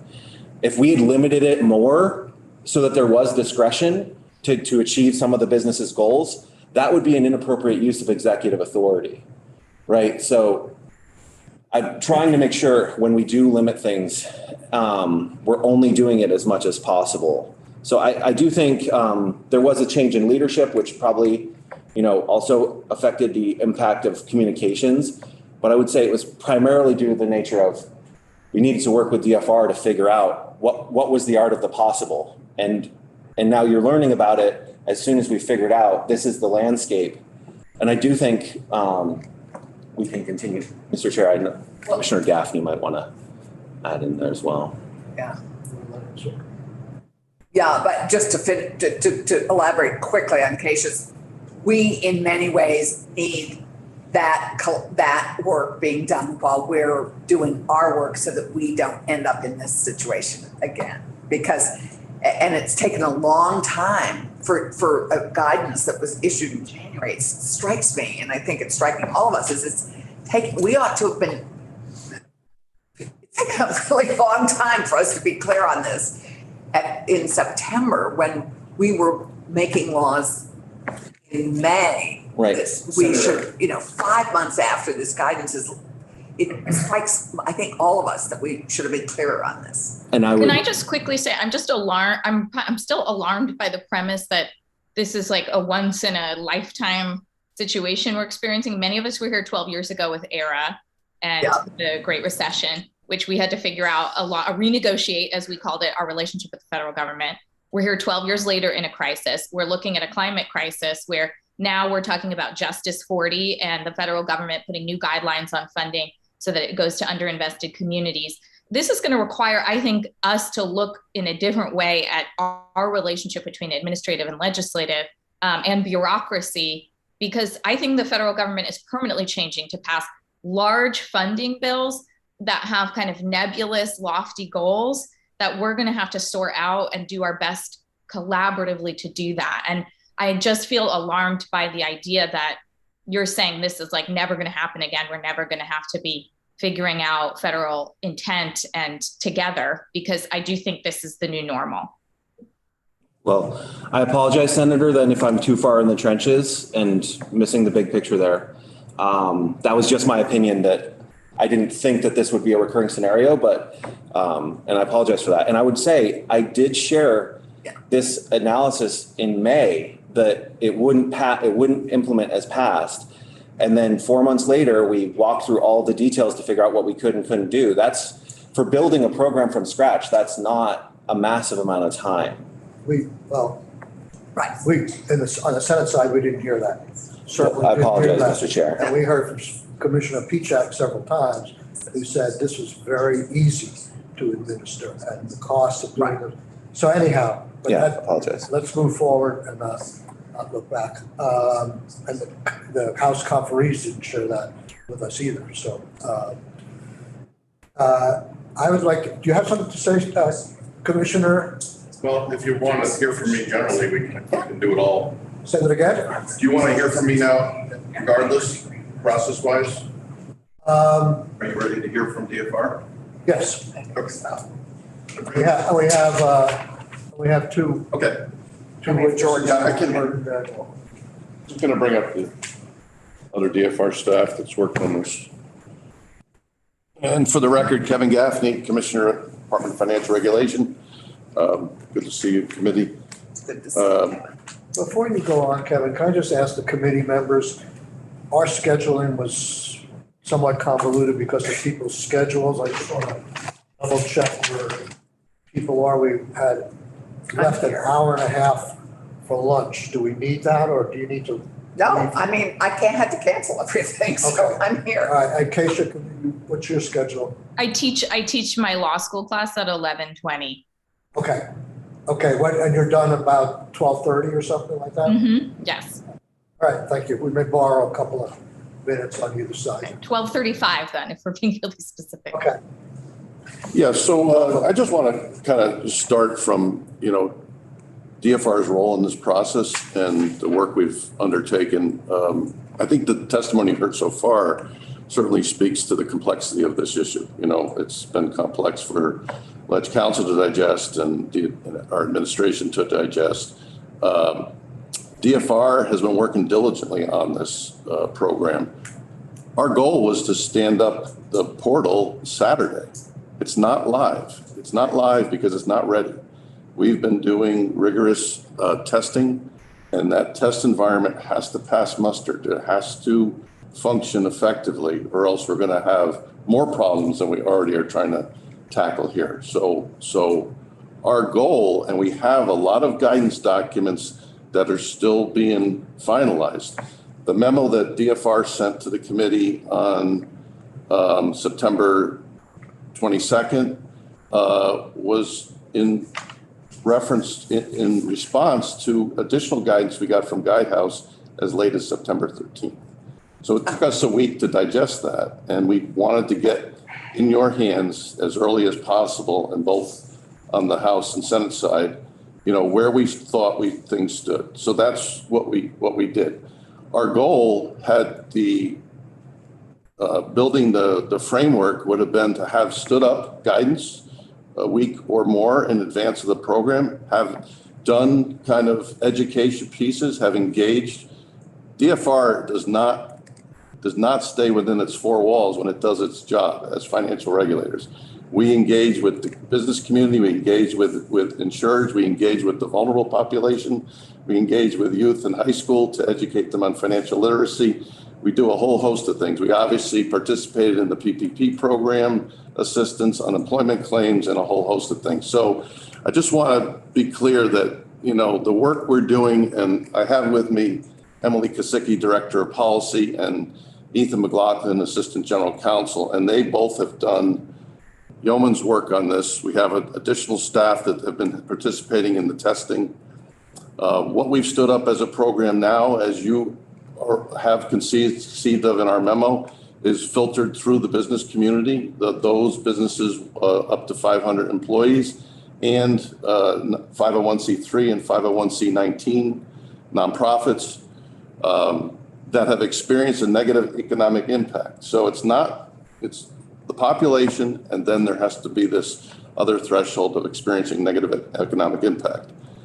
All of that has to be built into an application that has both certifications and documentation requirements. And so they're very specific. So as the guidance from Guidehouse gets refined, because they're trying to digest and give us good counsel changes, we have to react to those changes. So this is where we are specifically on standing up our public portal. Is our goal is that we're less than a week away. I'm hopeful this week. That's our goal. But I don't want to go live until it's ready. Just to be clear, the delay does cause a few days delay. It doesn't preclude the grant applicants to still have the same window of opportunity to submit grant applications. There's still going to be a 45-day window in each quarter where the grant applicants can apply to DFR. So this is where we are now. I certainly understand Senator Hensdale's concerns. We would have preferred to have guidance well in advance also, but to the extent we found out, we've conveyed that to you, and so here we are. Well, not 100% sure where we are, but I don't particularly like where we are as I understand it. So as I mentioned to you on the phone, I would hope that there would be, if that's the best we can do, that this is going to be stood up within a week. And I don't know, I have no justification for this number, but there could be 15,000 Monters, given the average grant here, that are eligible for this program. And with this restrictive reading that you're giving, it could be that half of the people are not qualified. And so I would hope that, as I mentioned to you on the phone, that there's some effort made, if you're going to stand it up in the way you have outlined it, that you get a message out that there's some chance of modification of the programs, somehow stay in touch, or don't say that don't think that your denial is the end of the road. So if someone puts in an application for a worker that they haven't paid the paid family leave and you deny them, it's just that the message is not, you don't qualify under this program. Well, let me just say, there's a couple of components here. First of all, I just want to just address the issue of where we are kind of from a cost standpoint. We do have, as you've heard in prior testimony, 7% of the ARPA funds can be used for administrative costs. 65% of those are already spent on standing up the framework. So we really have, we've already expended $650,000 of that, little over $1 million. So the residual right now is for the actual execution for the staffing time. And DFR is doing a number of other efforts and legislative efforts that we have a lot of committed folks to. So to get our folks on board and engaged, we're going to have to expend overtime to do this. As the program exists now, we're still uncertain whether we can do it with our current staffing and that we may need assistance from other agencies. If the program should change in any structure, then we'll have to reassess what that impact is and what additional resources we need. I think that what stood up now, what the intent, as we described in the memo, was to work through the employer. And it's not just about the administrative process or time to execute on those applications, but it is the compliance challenge. It's going to be somewhat challenging for small businesses to just meet all those compliance requirements. But we feel that it's more likely to pass muster. And the department is held accountable by the federal government if we don't meet those compliance requirements. So when we get into the individuals and then we create subrecipients on the part of business owners, it just adds additional layers of compliance, not just the work to get it done, but it's actually that come subsequent audit, we have a higher likelihood of compliance challenges. So I don't have any data to counter what you ballparked as 50%.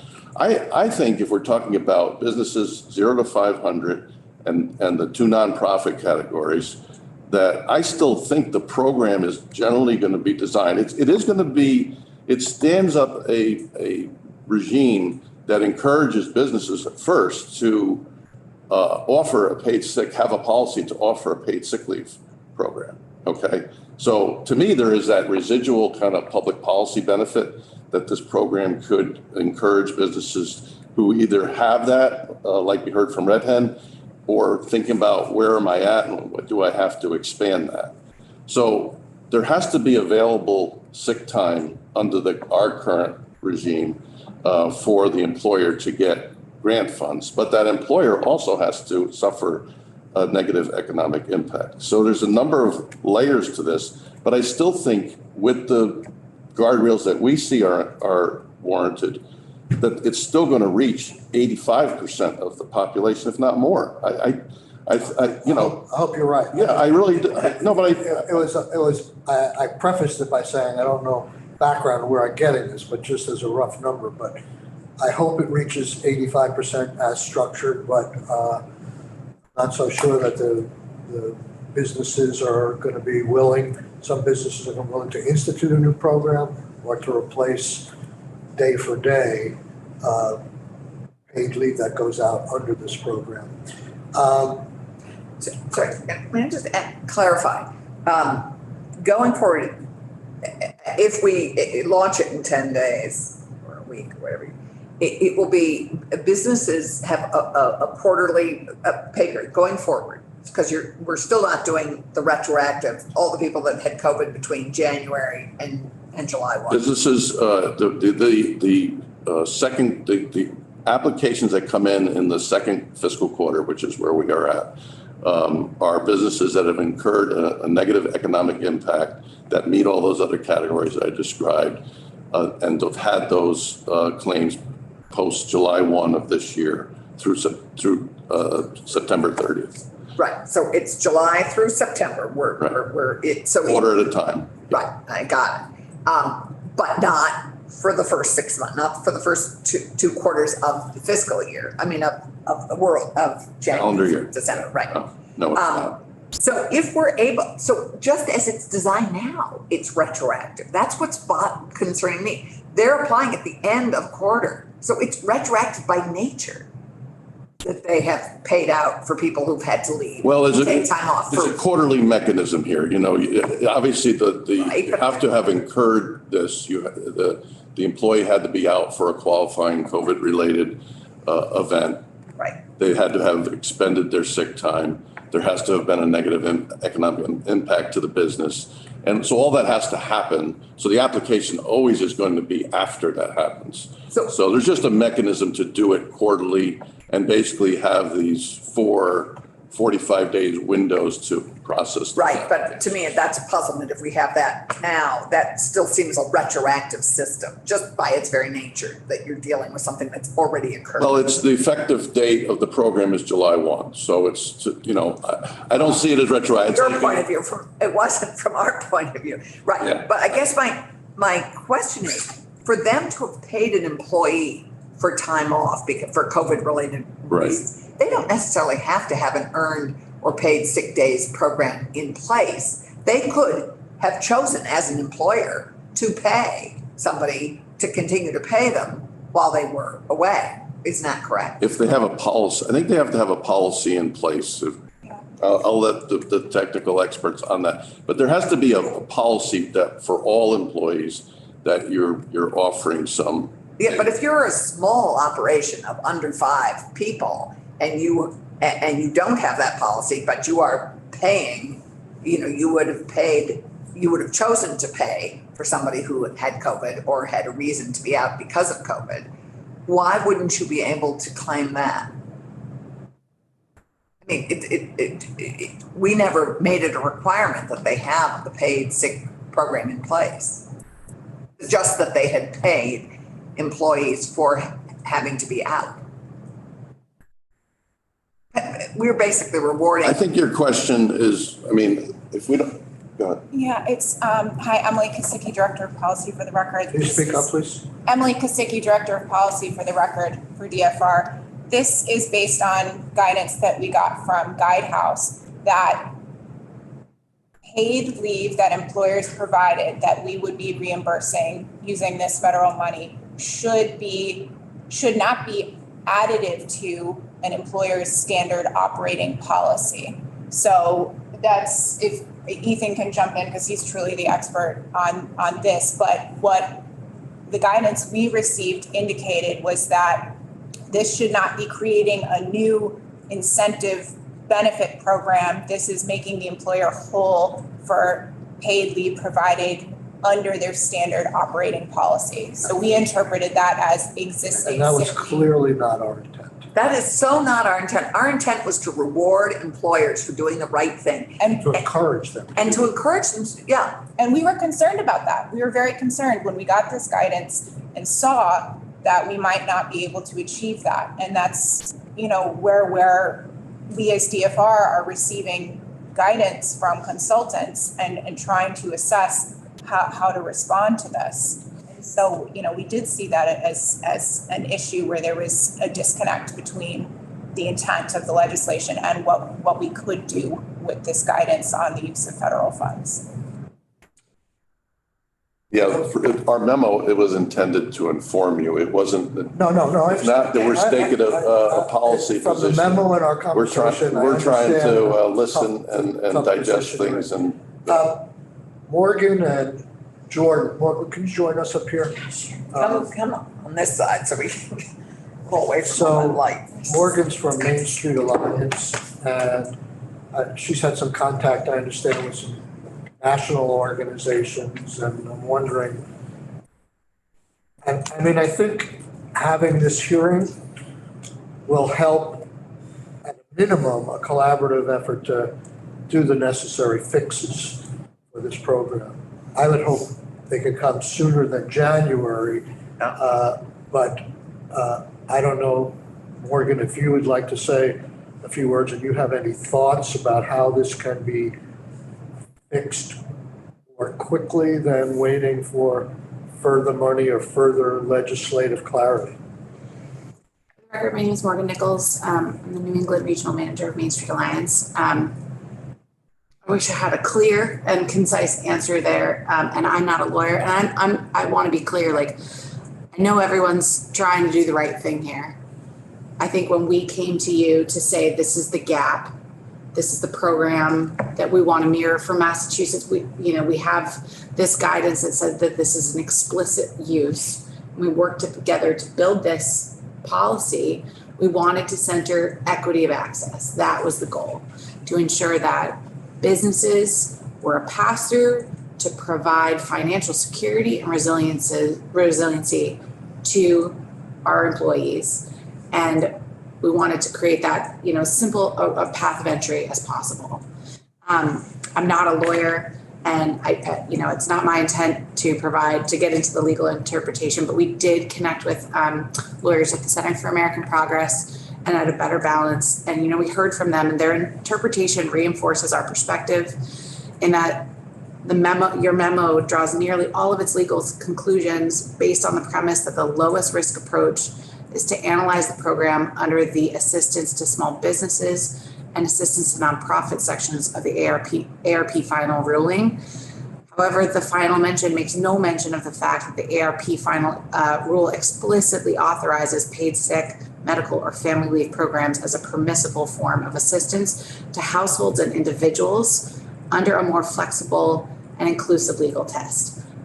I'm sorry. Again, not a lawyer. And I guess, we had prepared testimony. So, I just want to make sure I'm hitting the pieces that we want to catch here. But, to speak to Randy's point that he lifted up earlier, and when I spoke to businesses this weekend to try to prepare from this testimony, is that decisions were made, business and financial decisions were made based on the legislative intent from July to today, right? And so for some of these business owners who made the decision to say for certain employees or whatever their structure, they want to do right by their workers. They're trying to take care of them, but that financial bandwidth is not always there. And I think the biggest challenge, that financial bandwidth isn't always there, and now they're going to be economically harmed for that. And I would posit that the way that the memo suggests running this program forward is going to negatively impact our smallest businesses and those who don't have that financial bandwidth, and provide support to only those businesses who have the resources, the bookkeeping, the legal, all of the things, all the policies. That how many of our businesses are 5 and under, and they're running these ships by themselves? And I would be deeply concerned that those businesses were creating a safety net with massive gaps in them. And I would hate for that to happen. And I know we're all trying to do the right thing. And so I would just urge everyone, let's just try to figure out how to make this work so we're not creating a safety net with gaps in it. You mentioned Massachusetts. Do they have a program like this in place? Yes, and Yep. Yeah. And I asked Damien that earlier, just during the testimony, and the way that they structured that program was through the way the first use of the policy is, and that we're reimbursing businesses. But again, I think we all were thinking that we wanted to go further to try to create equity of access. So now we're navigating this piece right now, clearly. And the federal program that this is a successor to allowed for a pass-through of money to the employee without the employer paying it out first? Well, and I think Randy lifted this up. That was a monthly reimbursement. So businesses could also make that financial decision without worry that it was going to be another 3 months before they were going to get reimbursed. And, and I'm just, like Randy said, I'm hearing from business owners left, right, and center. When is this program going to be available? I have 6 employees that are out right now in a childcare center. They've blown through their earned sick time, and I need to keep these employees. I'm desperate to keep these employees. And if I can't keep them financially whole, they're going to leave. And they can't all afford to do what we were hoping they did, the Exactly. right thing, which is pay them despite the fact that they had gone through And- whatever policy, or if they didn't have a policy, Right. to pay them. And I just want to, I'm not sure if I'm clear on this, so I just want to make sure that I'm saying this while I'm asking. Based on the memo, am I understanding it that a tipped earner would only be receiving their tipped hourly wage? So they would be receiving $6.28 per hour, potentially times 40 hours. Stand up, yeah. Am I understanding that correctly? So, no, and this is something again, for the record, Damian Leonard, Legislative Counsel, I realize I'm probably not on camera.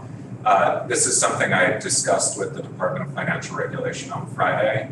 It would be their actual wage they were paid for the leave, which under Vermont's sick time law is required to be at least the minimum wage. $12.55, okay. Yeah, so the only instance when they might receive less than that is if they were taking a leave that's not covered under the sick time law. Okay. So in most cases, the employer will say, this is what we paid for the leave. So that they should be getting their statutorily required sick leave wage reimbursed. And then the only other thing that I would say that's helpful, I appreciate that. Again, though, I would worry that, are there gaps there and are people going to fall through that, number one? And I will just say our friends at A Better Balance and Center for American Progress are willing to come to the table to have conversations with everyone to provide their guidance and feedback. And Jordan, I don't know if you want to lift anything else up. I'm just going through our testimony to see what's missing. Jordan, welcome. No worries. Thank you all for the record. I'm Jordan Giaconia, Public Policy Manager with Vermont Businesses for Social Responsibility. Apologies, I can't be there today. I had planned to, but actually very on theme. Woke up with a little bit of a cold, so I have an abundance of caution. Haven't been showing up anywhere until I get a COVID test back. But not too much to add. I would basically just say, and this is, I think, a good way to sort of reiterate what the legislative intent was. Because I know we've heard folks say, that the intent is to make sure that we're addressing sort of needs of different constituencies, rewarding businesses for offering paid family leave services. And the way that I break this down, and I think of it sort of from a cause and effect standpoint, for one being the data point that really strongly, certainly motivated VBSR to engage on this is, during our 2021 member surveys, in hindsight, looking back at COVID, looking ahead at future impacts, we asked folks about what suite of benefits they offered their employees for the purposes of retention, for resiliency. And at that point, 50% of our members said that they offered paid leave and 50% didn't. Now, during my testimony earlier on this year, I had mentioned this, that, I have no doubt, especially as an organization that's really committed to livable jobs, that other 50%, they're not sort of withholding these benefits due to a lack of will. It's really more of a lack of resources. So in my mind, the core constituencies are really employees themselves, who I think are the ultimate goal beneficiary here, in terms of getting these benefits down to them for any sort of paid time or any time missed due to COVID. Secondly, the employers who are offering those benefits presently and are sort of exhausting those funds, much like what we heard from Randy and others. And then thirdly, the businesses who just simply do not have the means to create a program. And I think that was largely pulled actually from the Treasury guidance, which mentions either creating or sustaining paid family leave programs. But do understand, and we'll certainly echo Morgan and many others here today, that fully understand and hope that none of this is construed as accusatory or anything. I think DFR has done a tremendous job, as has the legislature and advocates, in trying to navigate some really difficult guidance. As I so often say, we're really building the ship as we sail it. So that's, not too much to be additive from that point. I think what I would say is we're certainly a willing partner to work with folks going forward, to try and find some sort of solution and make sure that businesses can stay healthy and whole, as can their employees. Because I do agree that I am a little bit concerned in terms of business decisions that have already been made relative to the legislative intent of this bill. But beyond that, just mostly here to present myself as a willing partner.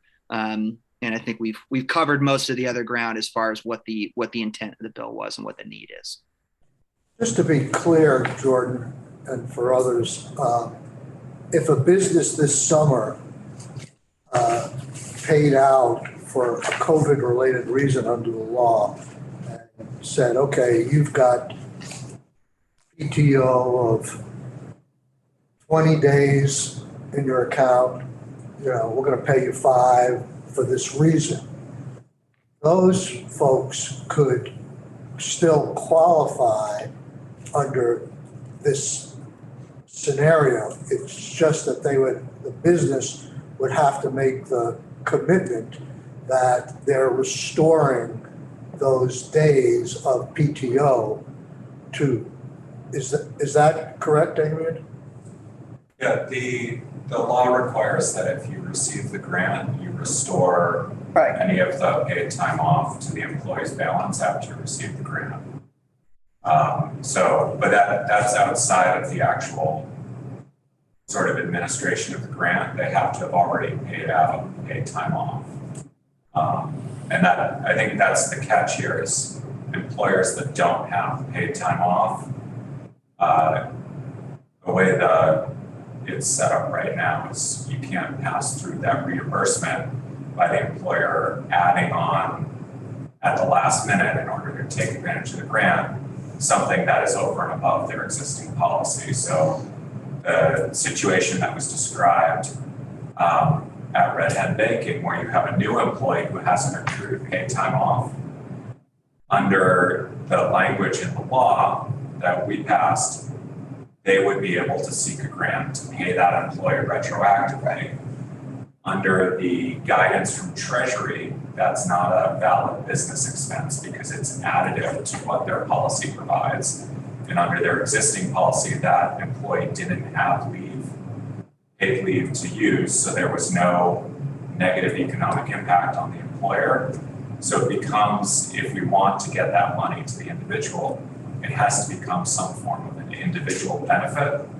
And that's the real crux here, is we can't count it as a business expense. And we're not set up to run this as an individual benefit at the moment. And so you have to figure out how to do that. But I think we've determined here, at least from the perspective of the legislature, and I think everybody's agreed that beneficiaries were also the target, or workers were also the target of this program, if not the primary one. So then we have an administrative cost issue that hasn't been resolved. But assuming we can resolve that, then we have a universe that's maybe larger than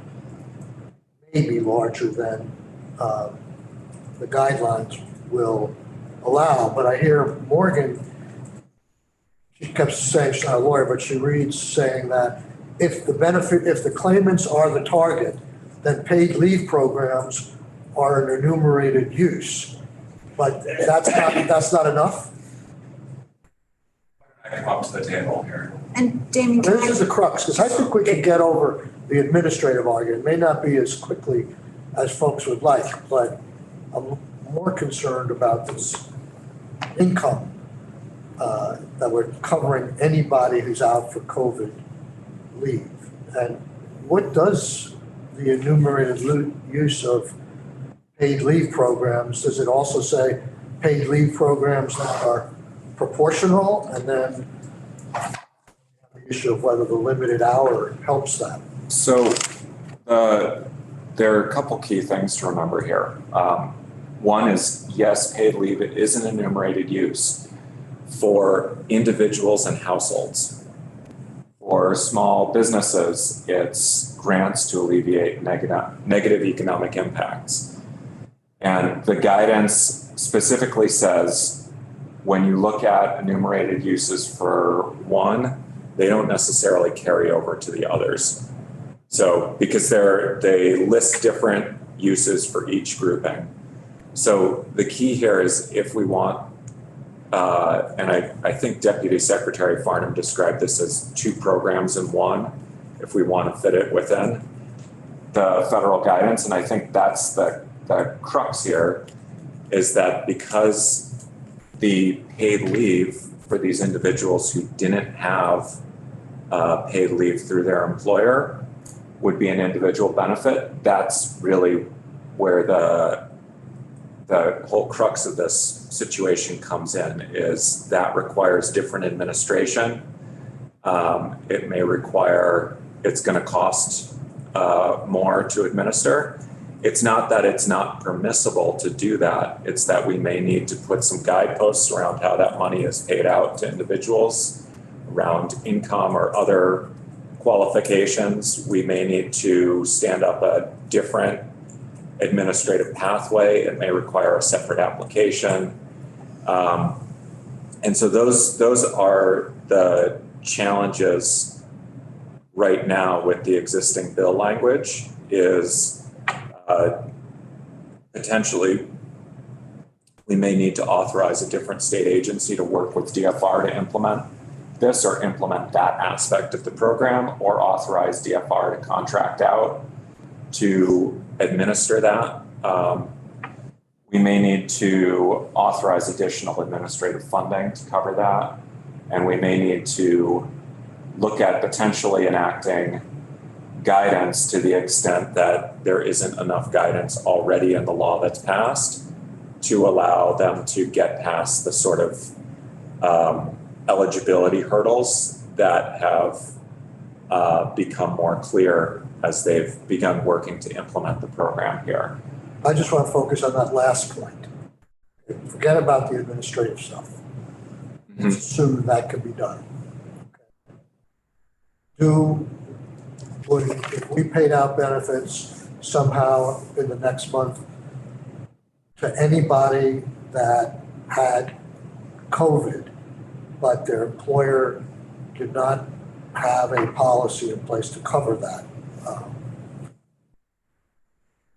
we restricted by it not being proportional to need because a person may be making $100,000 a year versus $50,000 a year? That's the question, because I'm getting, on one hand, I'm hearing that paid leave is an enumerated use as it applies to beneficiaries. And yes, I'm presuming we will do the dual track program somehow. Is that enough, or do we need a statutory change? And if you don't know, then I guess, what's the risk factor? And are we gonna thwart legislative intent for a 1% risk factor, or is it a 50% risk factor? I can't answer what the risk factor is. I can't speak to whether, so a state is allowed to identify potential negative economic impacts on a particular beneficiary, class of beneficiaries, and then design a program that is reasonably designed to benefit that group that experienced the harm or impact that's been identified. I think the key here and the question here is, if you open this to all employees, are they experiencing any specific harm that's beyond just the fact that we all experienced the pandemic, which under this new program is no longer enough, unlike CRF, the first tranche of money that we were able to pay out and use for like the hazard pay program, which admittedly had much easier sort of access. And the supplement to UI in a way. Can I just ask this question before I lose it? Yeah. And that is, isn't the fact that they directly had COVID set them apart from the general population? Yes, that's a screen. They lost work? I can't answer that. I haven't been working closely enough with the issues related to implementing this. When I testified in the spring, I thought that was enough. Right. The fact that they had to take unpaid leave time to respond to COVID was enough. What I'm hearing now from speaking with the administration and Guidehouse is that that may no longer be enough to survive a federal audit. The risk in the federal audit is that any money that they determine is paid out that wasn't permissible gets clawed back, which I imagine we wouldn't claw back from the employers, which means it would have to come out of the state budget somewhere. And that's the potential risk here if we overstep what we're allowed to do with this federal money is that we deal with federal clawback following an audit. So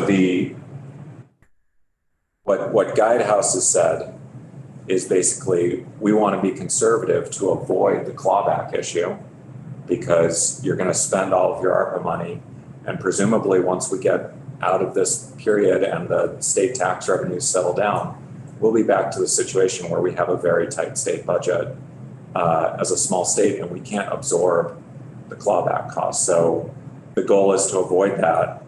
I can't speak to how big a risk it is. Is it a 1 in 10 chance? Is it a 1 in 100 chance? Is it a 1 in 2 chance? I can't speak to what the chance is that the feds would find us out of conformance. All I can say is that they've expressed to me that they're concerned that this might need additional guideposts or limitations on who's eligible for the individual benefit.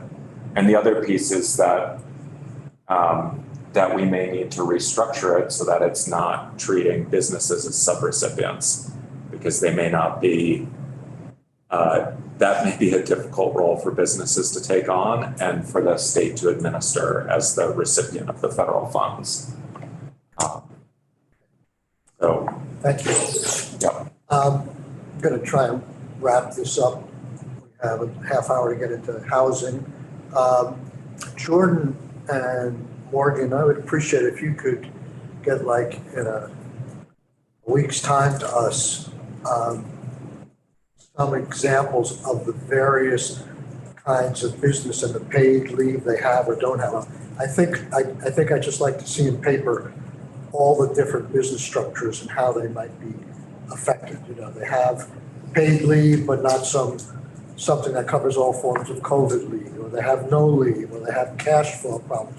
The kinds of employer communities that Jordan talked about, I think there's probably subgroups to that. If you could just send us a short memo on that. Because I think the other crux that is that 50% of these small businesses don't have any kind of paid time off. I just threw that number out. I don't want to be held to it. No, Jordan said that. Yeah, but Kevin thought it'd be 85%. But exactly, and that's a big challenge. That's 35% of the Either people way. may not be. Either way. So, yeah. May I ask a quick Yes. question?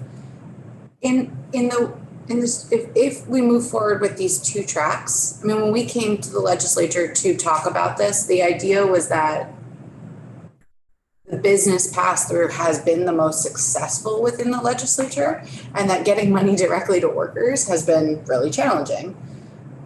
Is it of DFR's opinion that if we move forward with an individual as them as the beneficiaries, will the application be that the employee applies for this leave, or that the business would still apply for it?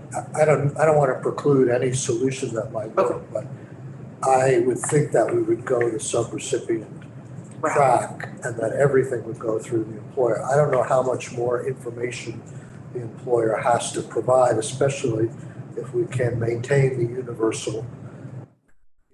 as is and just say anybody who went out on sick leave, even under the current thing, the businesses that are eligible and employees that are eligible, I would assume the employer has to list either the name of the employee and their wage rate, or that they're above the $800 a week and how much they paid out. I hear that it's so much more complicated, but until I sit down and understand what the application would require and what is needed for auditing purposes, I'm not sure how much more complicated it is to cover a retroactive situation than it is to cover somebody who had an ongoing program for this. I don't know what more information the employer is going to need, and it's up to the employer to pay and I guess keep records that they turned over the money they got either beforehand or after the fact to the employee. I'm not convinced yet. I'll take your word for it that it's more complicated, but that it's not that much more complicated than what happened with the hazard pay situation. But let's leave it at that. What I'm more concerned about, or at least as concerned about, is whether or not we have a representative picture small business situation in Vermont from Main Street Alliance, because there are so many small businesses that are not part of an organization. There's so many small businesses, Joe's Plumbing, that hires one person periodically here and there who may be a casual employee, but who went out because of the illness of COVID. There was no sick leave program and got nothing now. That person is somebody who theoretically, if we're focused on dealing with employee problems, that we want to represent as well. And there is the notion of a subrecipient situation in that I think is very unlikely. There's so many small employers who have relatively small numbers of employees who provide no benefits whatsoever. And with a workforce that is casual and that's coming and going, those people are going to fall through the crack. I think that's, if we can get to that point, I think that's an educational effort, because if you have one employee, two employees, and I could get money to my employee, they're going to want to do it if they know about the program and it's fairly easy. Well, they're going to want to do it if, again, the employer who, for example, has paid out a benefit and who has the ability to have the federal government, in effect, pay that benefit on his or her behalf, has a tremendous incentive to do it. The employer who has no such benefit and who is paid no such money does not have an incentive other than being a good guy. Unless we get the second track established, that's what we intended. Right, which would go directly to the employee. And we I think it's going to be very also, difficult. and I also think that also not necessarily represented by Main Street Alliance is the chamber businesses. We're covering virtually every employer in the state at 500, except for a few handfuls, you know? So those businesses should be involved in the discussion as well. I think the more publicity we get around I was going to say the Yeah, marketing of I this agree is with key, and the education is key, because it will only be as effective as how we present and promote it. So I don't know if we're going to talk again about this at the end of our hearing, but I think one direction I think we should go, and this is going to require the commitment, I guess, a little bit from my members who are here, is to try and schedule sooner rather than later a meeting with key stakeholders where, you know, you can peel back the onion a little bit here and say, what is in the realm of possibility? This has been a certain level of discussion, but I think we need to keep pushing this issue if we're gonna, and I think there's a benefit to doing that, because I don't believe that this is gonna end, even if we can do nothing in the next 3 months. I think this issue is gonna be revisited in January in one form or another. I mean, we dealt the same thing with the UI debacle from last year. It took us a year of work to restore the money that we thought we had put in last year, the $100 million. We had to go through that again with a federal problem that intervened. So anyhow, I really appreciate the time everybody's taken. Stay tuned. You could listen in if you want. If we talk about it again at the end of around 2 o'clock, maybe. Yeah.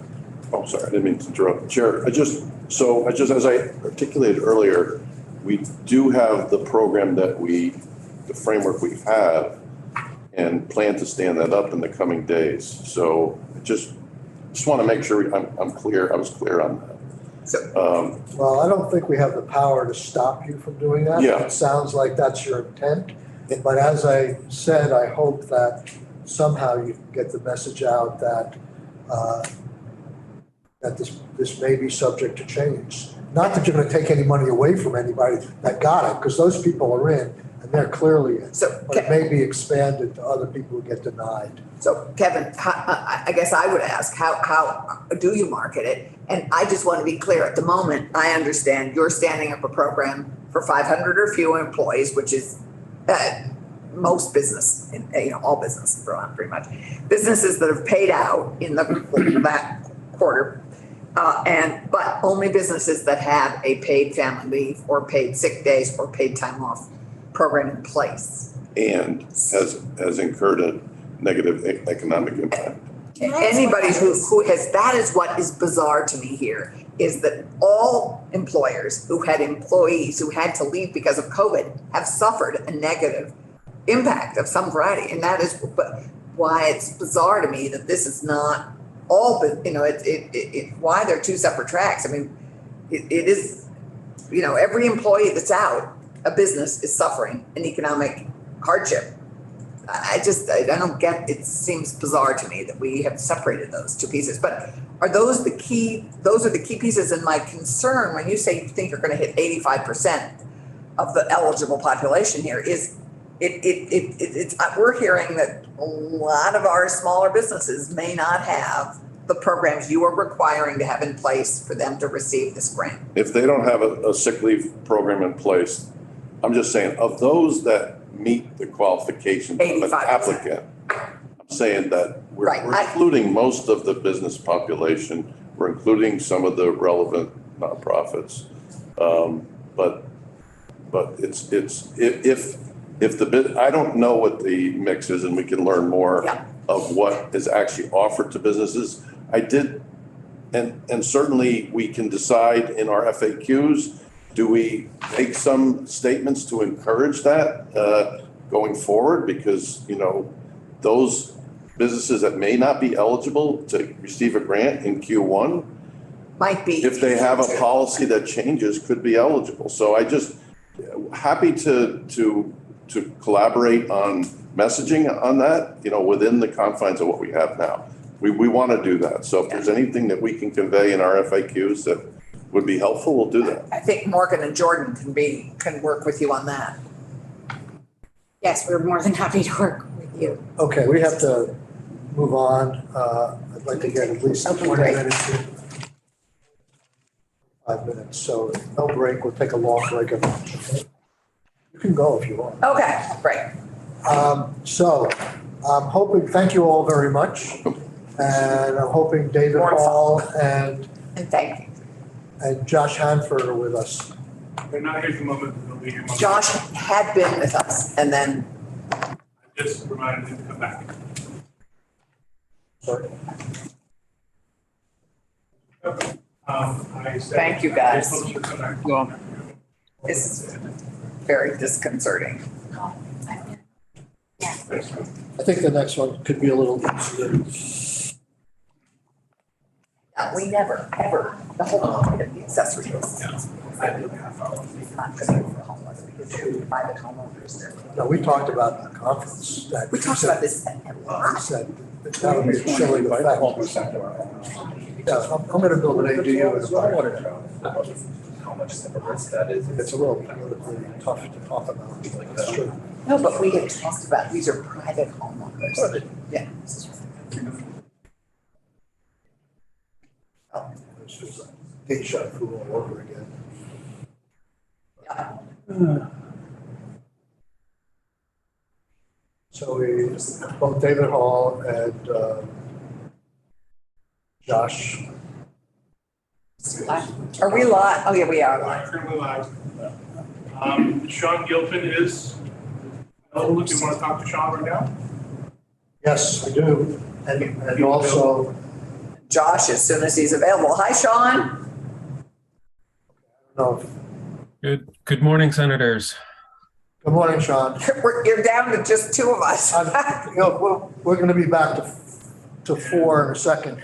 I'm just wondering if we need Doug Farnham in here. Are you pretty much, Sean, and Josh, do we need to bring Doug back in, or can you sort of represent what you've learned from AOA, or is there no need to talk about that at this point? If so, I need to run and get Doug. I think high level, we can kind of represent what they're going through, but if you have specific ARPA eligibility, he might come in handy. But I know he's double, triple booked at this moment because we were also meeting on some income eligibility stuff right now with Guidehouse and at the same time. So I think he's trying to manage a couple different meetings on the subject. Okay, he said he could come back this afternoon if we need to do some follow-up with him. But I don't see David Hall. Is he on the screen? He's walking down the stairs. What's that? Oh, he's walking David's down the walking, stairs. coming in. Okay. Let's just wait for David to get here and for Randy to come back. And Keisha should be with us till 11:20. So we may be able, we're hoping to do this quicker than the last one. It's a little less challenging.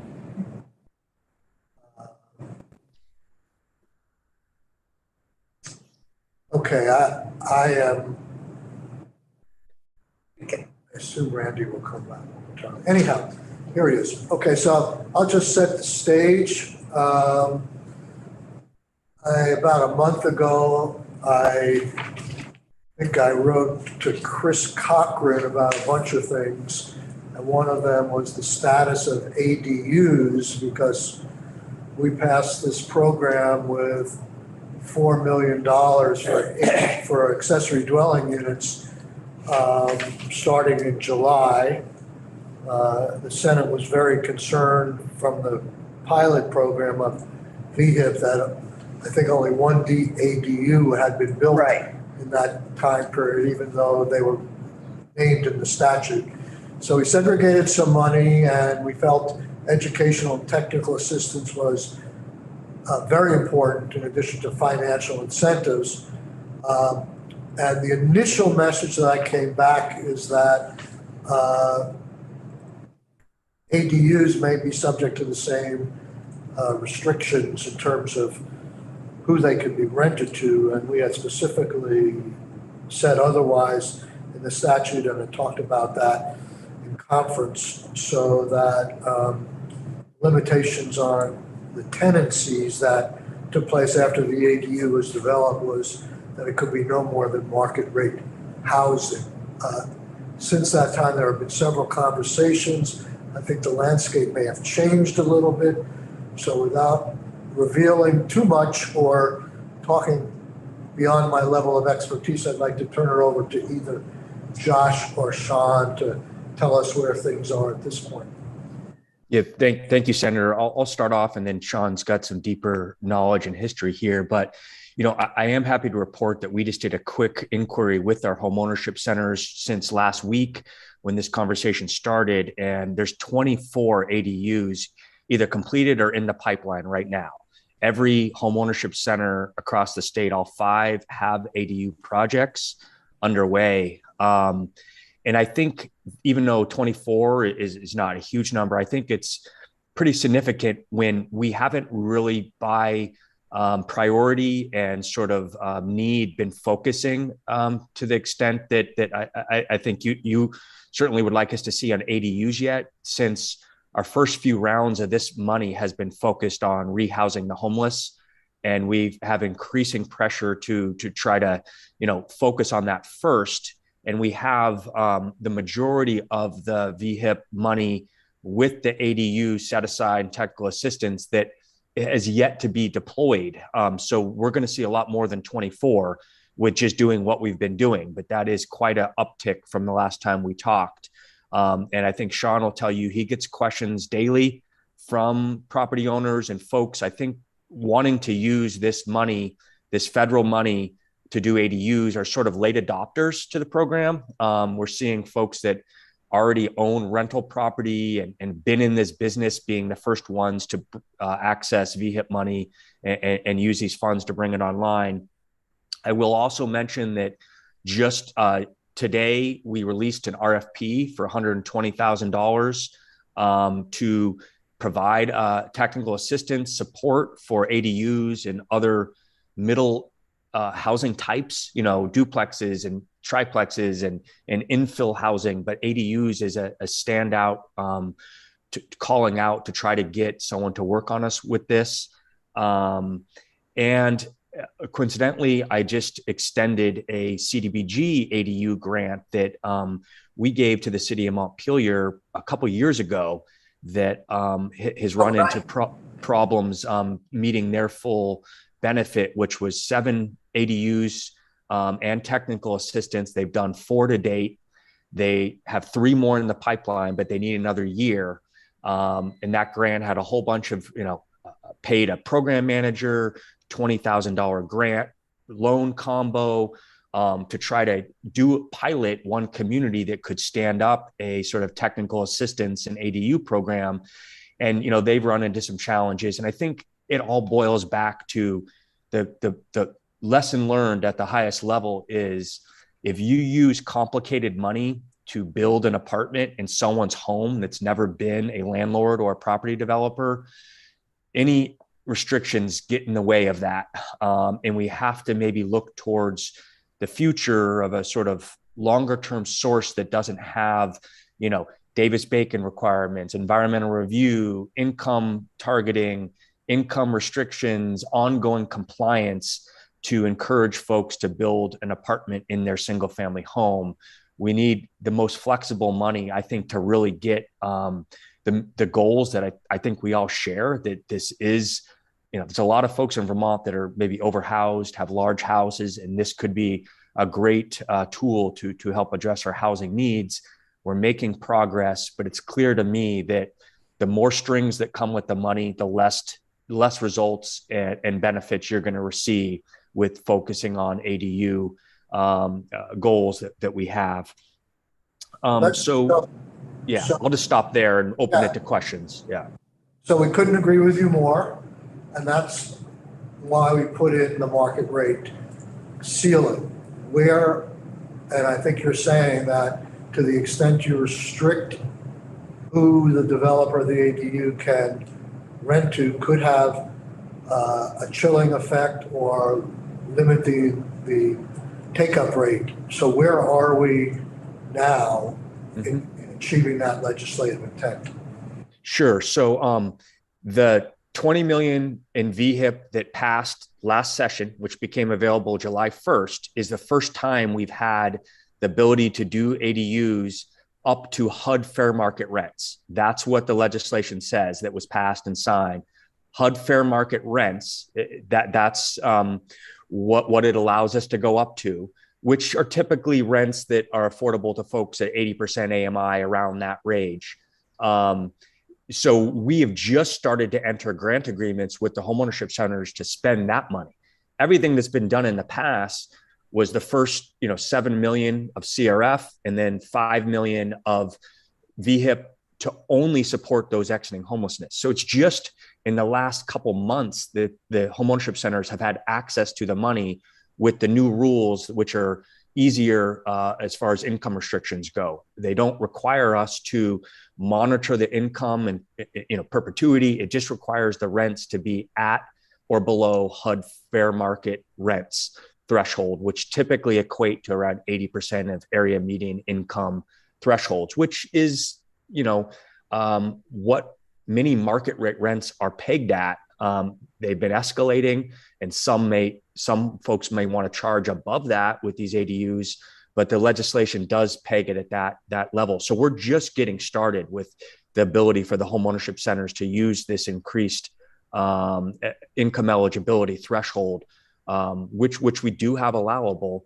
I will say, and as Doug enters the room, this is an area we're trying to get codified, that we're not in any undue risk to the state here by using these income levels that sort of track above what the final rule from Treasury put out in March. And so we're committed to try to find, yes, that we want to do up to this threshold that was established in S210. But we do need to have some risk sign-offs ultimately on this that will cover us to continue down this path. But presently, the money going out to the neighborhood centers informs them that they can give this money out, and the restriction is the HUD market rates? Yes, I'll have Sean jump in here. Yep. Sure. So good morning, everyone. Sean Gilpin, Housing Division Director for the Department of Housing and Community Development. Currently, yes, the guidance that we're giving to the home ownership, so the 5 home ownership centers regarding ADUs, is that the only restriction on accessory dwelling unit creation is to maintain said affected unit at the HUD fair market rents for a minimum of 5 years. There is not, unlike the other rehabilitation portions of VHIP, which is a bulk of the VHIP, those require coordination with the continuum of care organizations that assist with homeless service provision and or refugee resettlement. And we're trying to get a prioritization of Vermont veterans as well. If it behooves the committee, I would love to jump back into the Wayback Machine for 3 or 4 minutes just to give a sense of where we've progressed, if you'll allow me that. Okay. Sure. So as you all know, the department has pitched a VHIP or a VHIP similar program by various different names for a number of years. The first time that we got funding was through the coronavirus relief funds, the CRF funds. Those were available. They were pre-ARPA, pre-American American Recovery Plan Act. They were available in 2020. We were able to stand up the rehab program, which then didn't necessarily have the name VHIP. It went by a different name, but it stood up this program functionally, but the funds were only available come September, and at the time we needed to expend them by December of that year. So the idea of somebody, a property owner, going from zero to completion between September and December of that year was for an accessory dwelling unit would have been pretty aggressive, borderline insane. So it's no surprise that there weren't that many takers for those funds for accessory dwelling units. We ran with $5 million after the veto of S79 in 2021. We ran with $5 million, a program that was substantially similar to what you all had put together for VHIP and ultimately did not get codified in statute. That had a couple accessory dwelling units taken online, but it really wasn't until the ARPA funding came into place and the VHIP program actually got codified that we really started to get some interested property owners. Because of the longevity of the program, we still require that the units are completed within 18 months of the application, because we were trying to bring units online as quickly as possible. But we're starting to see a increasing interest in accessory dwelling unit development. I think as Commissioner Hanford mentioned, we have 24 units that are in some level of approval and construction throughout the entire state. Every single one of the 5 homeownership centers has said anecdotally, on top of those hard numbers, that they're receiving an increasing number of calls every day. I think that while VHIP was largely focused on housing rehabilitation, bringing units that were existing but underutilized or out of code compliance back online was the bulk of the funding. And that's also a much easier lift than some of the creation of accessory dwelling units, as you all know, requires a bit more hand-holding. It tends to deal with people who are not professional landlords. It's a much more intimate idea that you're bringing a unit into your own personal residence. And so I think those folks who would be interested in that program are not necessarily early adopters. They've been looking around the landscape, trying to find out how the program is actually working. And since it's working well, we're starting to see more and more interest in accessory dwelling unit development. As for the statutory, and forgive me if I'm going a little bit out of school here, accessory dwelling units are kind of an interesting thing because they're actually not very well defined, or they're not in a definition section of our land use laws. Right now, it's Title 24, Chapter 117, Section 4412, Sub 1E, that describes ADUs as something that can't be prohibited, but it doesn't. The ADU is actually not in the definition section of that law. So it's kind of a weird back end, backing into what an ADU actually is. That's made it a little bit difficult for us to articulate the needs of this, or the requirements of this program. So that's something that could certainly be addressed.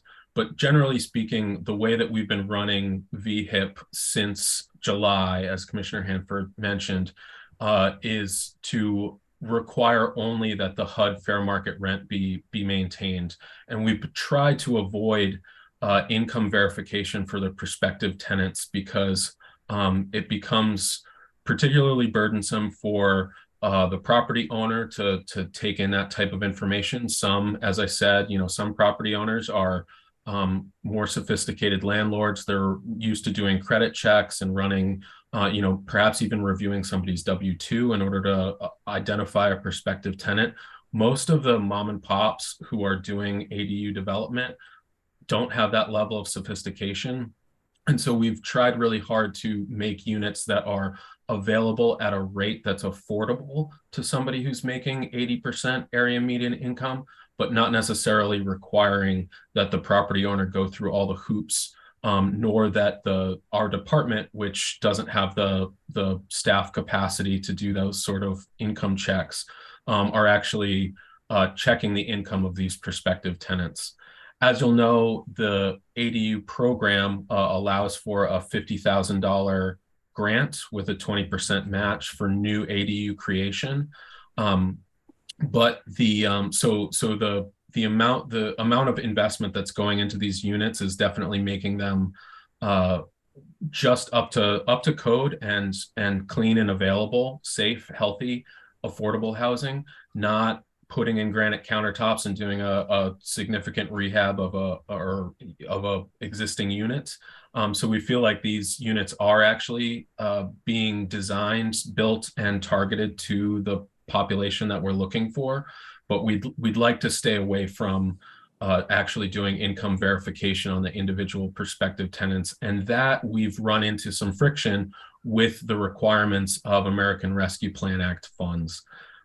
Frankly, I mean, to put it bluntly, right now it feels like I am a man with multiple masters, where we have the state statute directing us in one direction, and we've been trying to adhere to that as best we can, but also the ARPA requirements being more restrictive than what the state statute in Act 181 requires. And so trying to do a little bit of acrobatics in order to make sure that we're addressing the intent of both pieces of guidance without running afoul of either. Sean, doesn't it help a little bit in that regard that the maximum size of an ADU can only be 900 square feet? The maximum size of an ADU actually depends on the municipality, because there can be less restrictive rules. You can actually have municipalities that could allow it's 900 square feet or a certain percentage of the livable area of the single family home that the ADU is to be subordinate of. Isn't that 30? Isn't that 30%? It's 900 square feet or 30%, whichever is greater, is the sort of floor. And then a municipality can allow for even greater than that. So you could theoretically have a municipality that allows for essentially a duplex being considered, creation of a duplex being considered an ADU. There are very few municipalities that have that are that little restrictive, if you will.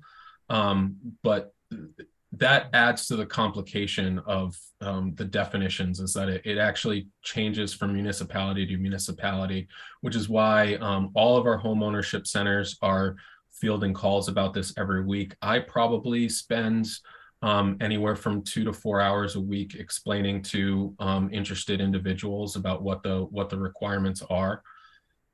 So it's a complicated program because it's not terribly well defined. And to be honest, I think a lot of people conflate, they don't take into consideration that an accessory dwelling unit is legally limited to a single subordinate unit to a single family home parcel where the owner occupies on it. A lot of people think that they can put a unit on an investment property, a single family investment property, but if there's not owner occupancy, it's not legally an accessory dwelling unit.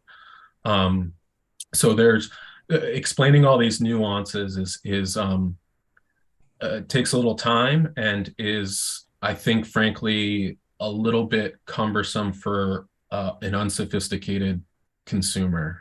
So, That seems pretty, straightforward. Owner occupied is pretty direct. so we're most concerned, I know there's some tension, but it sounds like on this one, at this point, the direction is to the home ownership is that they can rent to people at market rates and not do any HUD market rates and not do any income verification. So that was the main purpose, to not start this program where it was cut off at the knees right from the beginning. It seems like we're there. If I could move on to an issue that I talked to the commissioner about, I know there's a tendency or penchant of the department to take the money and contract it out to the home ownership centers. And I guess I'm pleased to hear that 24 are in progress. It means maybe they're warming up to this, but I guess one of the things that we sort of envisioned, or at least I did, was that maybe this technical assistance money could be kept in-house, and there could be a couple of staff people who knew everything about ADUs that could do the hand-holding. And so if Senator Brock wanted to put a unit in his house, he didn't know where to begin, he would call these people and they hold his hand, as opposed to going to a neighborhood developing unit. I don't know I know they're interested in getting rid of dilapidated housing and working with landlords, but I don't know whether they have the expertise, and it could be really varied. Has any thought been given to just concentrating expertise in one location? And someone calls and says, I'm interested, I'd like your $50,000, and I'm overhoused, I don't know how to do this, I don't know where to begin. I mean, I heard there's going to be like guidebooks put out. I don't know that really helps without the backup of a human individual dealing with zoning administrators in each of these towns. So my understanding, Michael, is that each of the 5 home ownership centers have a person with that technical expertise, and the plus of having 5 people with technical expertise is that it's more local. Is it because I have somebody in Woodstock going through this? Is that correct, Sean, that each of the 5 home ownership centers will have someone with this kind of ADU technical expertise to direct and work with these homeowners? So I first want to say that I really need to sing the praises of our partners at the home ownership centers. They've been absolutely incredible with getting staffed up, with bringing on more expertise with existing staff, and really going through this journey with us, because goodness knows that we're not the only department or agency that has had to really change significantly the way that we work in order to address this sort of unprecedented moment. That said, the homeownership centers, yes, to a certain extent, they all have property development expertise. They all are, each 5 of them actually probably have close to 1.5 FTEs focused on this program specifically, that we're assisting with. That said, I think I'll be completely candid. I don't know that there is really anybody in the state right now, because of how different it is from region to region and from within each individual municipality. I don't know that there's anybody that really has hardcore expertise specifically in ADU development. It's a relatively new thing. I know that we've been talking about it for a number of years, but the actual implementation of it has been a learning curve. I think Brattleboro is probably the head, ahead of most, and Tyler Moss over at Vermont State Housing Authority, and in a previous iteration of his career, has done an incredible amount of work on this. But unlike California or Oregon, where there's kind of a standard I don't want to say cookie cutter, but it's as close as you can get to that. There's sort of a standard playbook for creating an ADU. We really haven't developed that in Vermont, and I think that the technical assistance that Senator Sirotkin spoke to is exactly the step that we want to take. And I know that we're moving in that direction. Whether having I mean, I won't speak for the commissioner. A one-stop shop is certainly an ideal. It would take some pretty significant general funding in order to stand that up. I would say that from my perspective, having brought some people on to address a number of different programs that are working with we'd need salud. We'd need at least two, if not three, full-time people just to do the sort of hand-holding that an ADU clearinghouse, if you will, would require, especially with orchestrating everything from the permitting process and the education through to the actual construction of a unit. So it's something that I think everybody is interested in and is involved in the learning curve. And we've all been putting our energies into it, and I think the homeownership centers have been doing yeoman's work in that effort as well.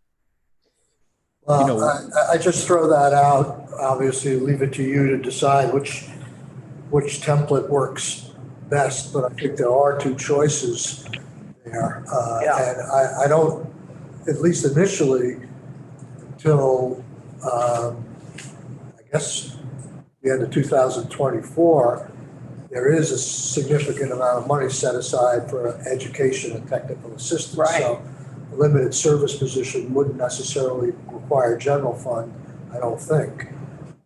So that's one thought. And if this becomes a real popular idea, I think the legislature might step in and continue to fund it. One other thing I think I talked to the commissioner about, or I read somewhere, is that there was an effort to deal with credit unions, I think, or some financial institution to also, for better or worse, get one bank or one entity sort of to be the expert in this program and ADUs and have them have an inside track to potentially supplement funding in addition to the grant money. And I don't know if there's any further developments of that. And I offered to help if I could in any way with that. Sure. And I can jump in, or go ahead. Yeah, I mean, I think what's really interesting is in just putting out this RFP for $120,000, $140,000 technical assistance, we may learn some other interested parties that have knowledge about ADUs and how to help us with this. But, the thought with the credit unions was to have a financial, institution right there that understood ADUs and was ready to make those loans, because they're going to need beyond our grant. Folks that are establishing these are going to need, and to go to each different local bank and explain ADU and how it's going to benefit, how this grant's going to reimburse them. We thought that would be another stumbling block for folks. And so we wanted to sort of have a partner that was ready to go. And those conversations are ongoing. We haven't had anyone sign up yet, but we think as we start to roll out chunks of money to show people that we're real, we're interested in having folks help, and there's money on the table, we may get some new partners come to the table, come out of the woodwork that we didn't think of. I just wanted to mention one other thing on the homeownership centers. I think it's often forgotten where they come from and their origin. They've been 20, 25 years helping moderate income homeowners, low and moderate income homeowners reinvest in their home with money from our department and other places, make sure that folks, have a roof, can do energy efficiency work. And so they're experts in dealing with folks that are homeowners, that they have hundreds of connections, thousands of connections, I would say, with homeowners across the state that may be interested in a grant to bring in an ADU to help them with their cash flow and help them be more successful homeowners. And so I think that is a partnership that, does have value from just that standpoint. They've helped, probably over 1,000 moderate income homeowners over the last 10 years with federal grants, reinvest in their home, and they still have those connections. They have loans with them as partners and will be trusted as a source to help them with a new program like an ADU. So, whether it's partly the state investing in the resources and having staff dedicated to help in partnership with the homeownership centers or another entity, a bank, a credit union, I think we're learning. I think that what has been hard as this VHIP program is laid out is to go back and remember that it wasn't until July that we even had an access for a little bit low barrier VHIP money to support ADUs. So I think we're going to see a lot more progress over the next year. Yeah, I think this could be a real winner and a showcase for the state in terms of small tool in addressing affordable housing, obviously. And that just leads me to my last comment. Is there any thought being given to education and outreach to the public to make them aware of this program? I know I wrote to the governor about this, saying that it'd be great if we did a public service announcement, because he seems very interested in ADUs, and he went through something when he was young where he did something similar. So, I mean, I think that I could just see an ad out there, help yourself and help Vermont's housing crisis. Right. We have money available for you and technical assistance. We know there's a lot of overhousing in the state of Vermont, and I don't know how we're getting the word out or how people are applying now, whether just connections that the home ownership programs knows of these homes. But I mean, obviously not many people know of the program, but I think it's a really publicly supported program. Yeah.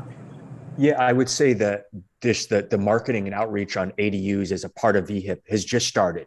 We were focused on rehousing the homeless, and not overwhelming. Our first attempt at that was in our last department newsletter, which is an online newsletter, a couple thousand subscribers. And we specifically called out ADUs as a way to utilize VHIP. I think that's part of the uptick. I think we're going to slowly be ramping this up as our homeownership centers are more prepared, as we're more prepared to provide the guidance and answer all the questions. And I think you're going to be seeing more of that. And, whether it's a public announcement, lots of social media, lots of different ways to get folks aware that this is an option for them and they should consider it. I think we will definitely be doing more of that.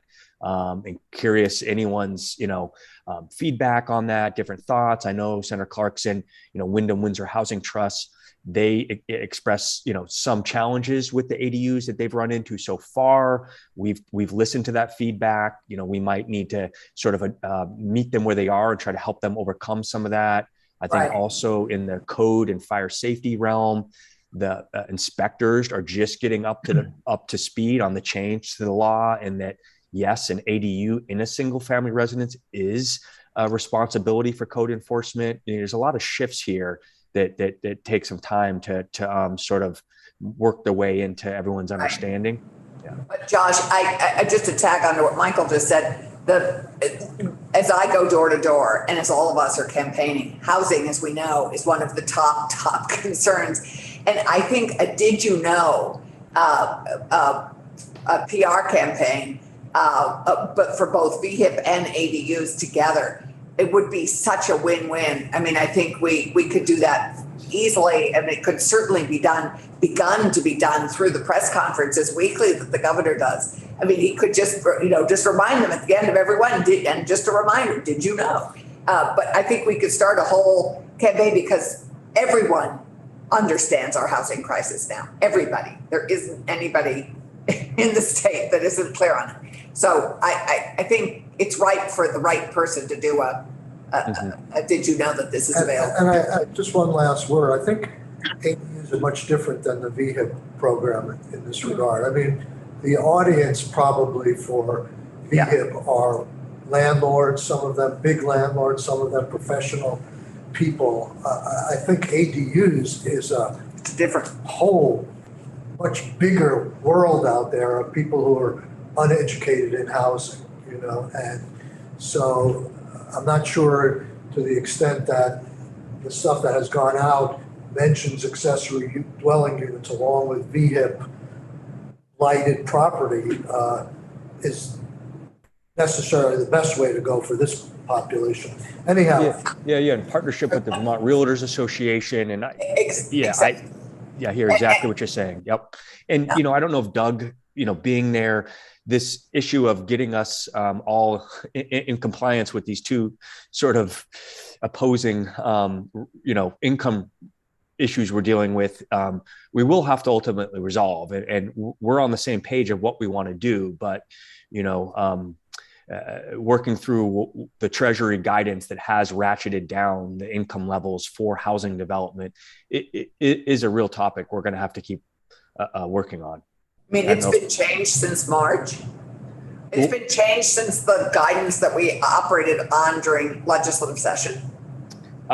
It's the same issue that we talked about this morning. Okay. But in this context, as of now, the legislative intent is being followed, and I'll leave it to you guys in January if there needs to be tweaks or changes, but I wanted to make sure that as of now, people could apply for this money and not have to limit who they rent to. Yeah.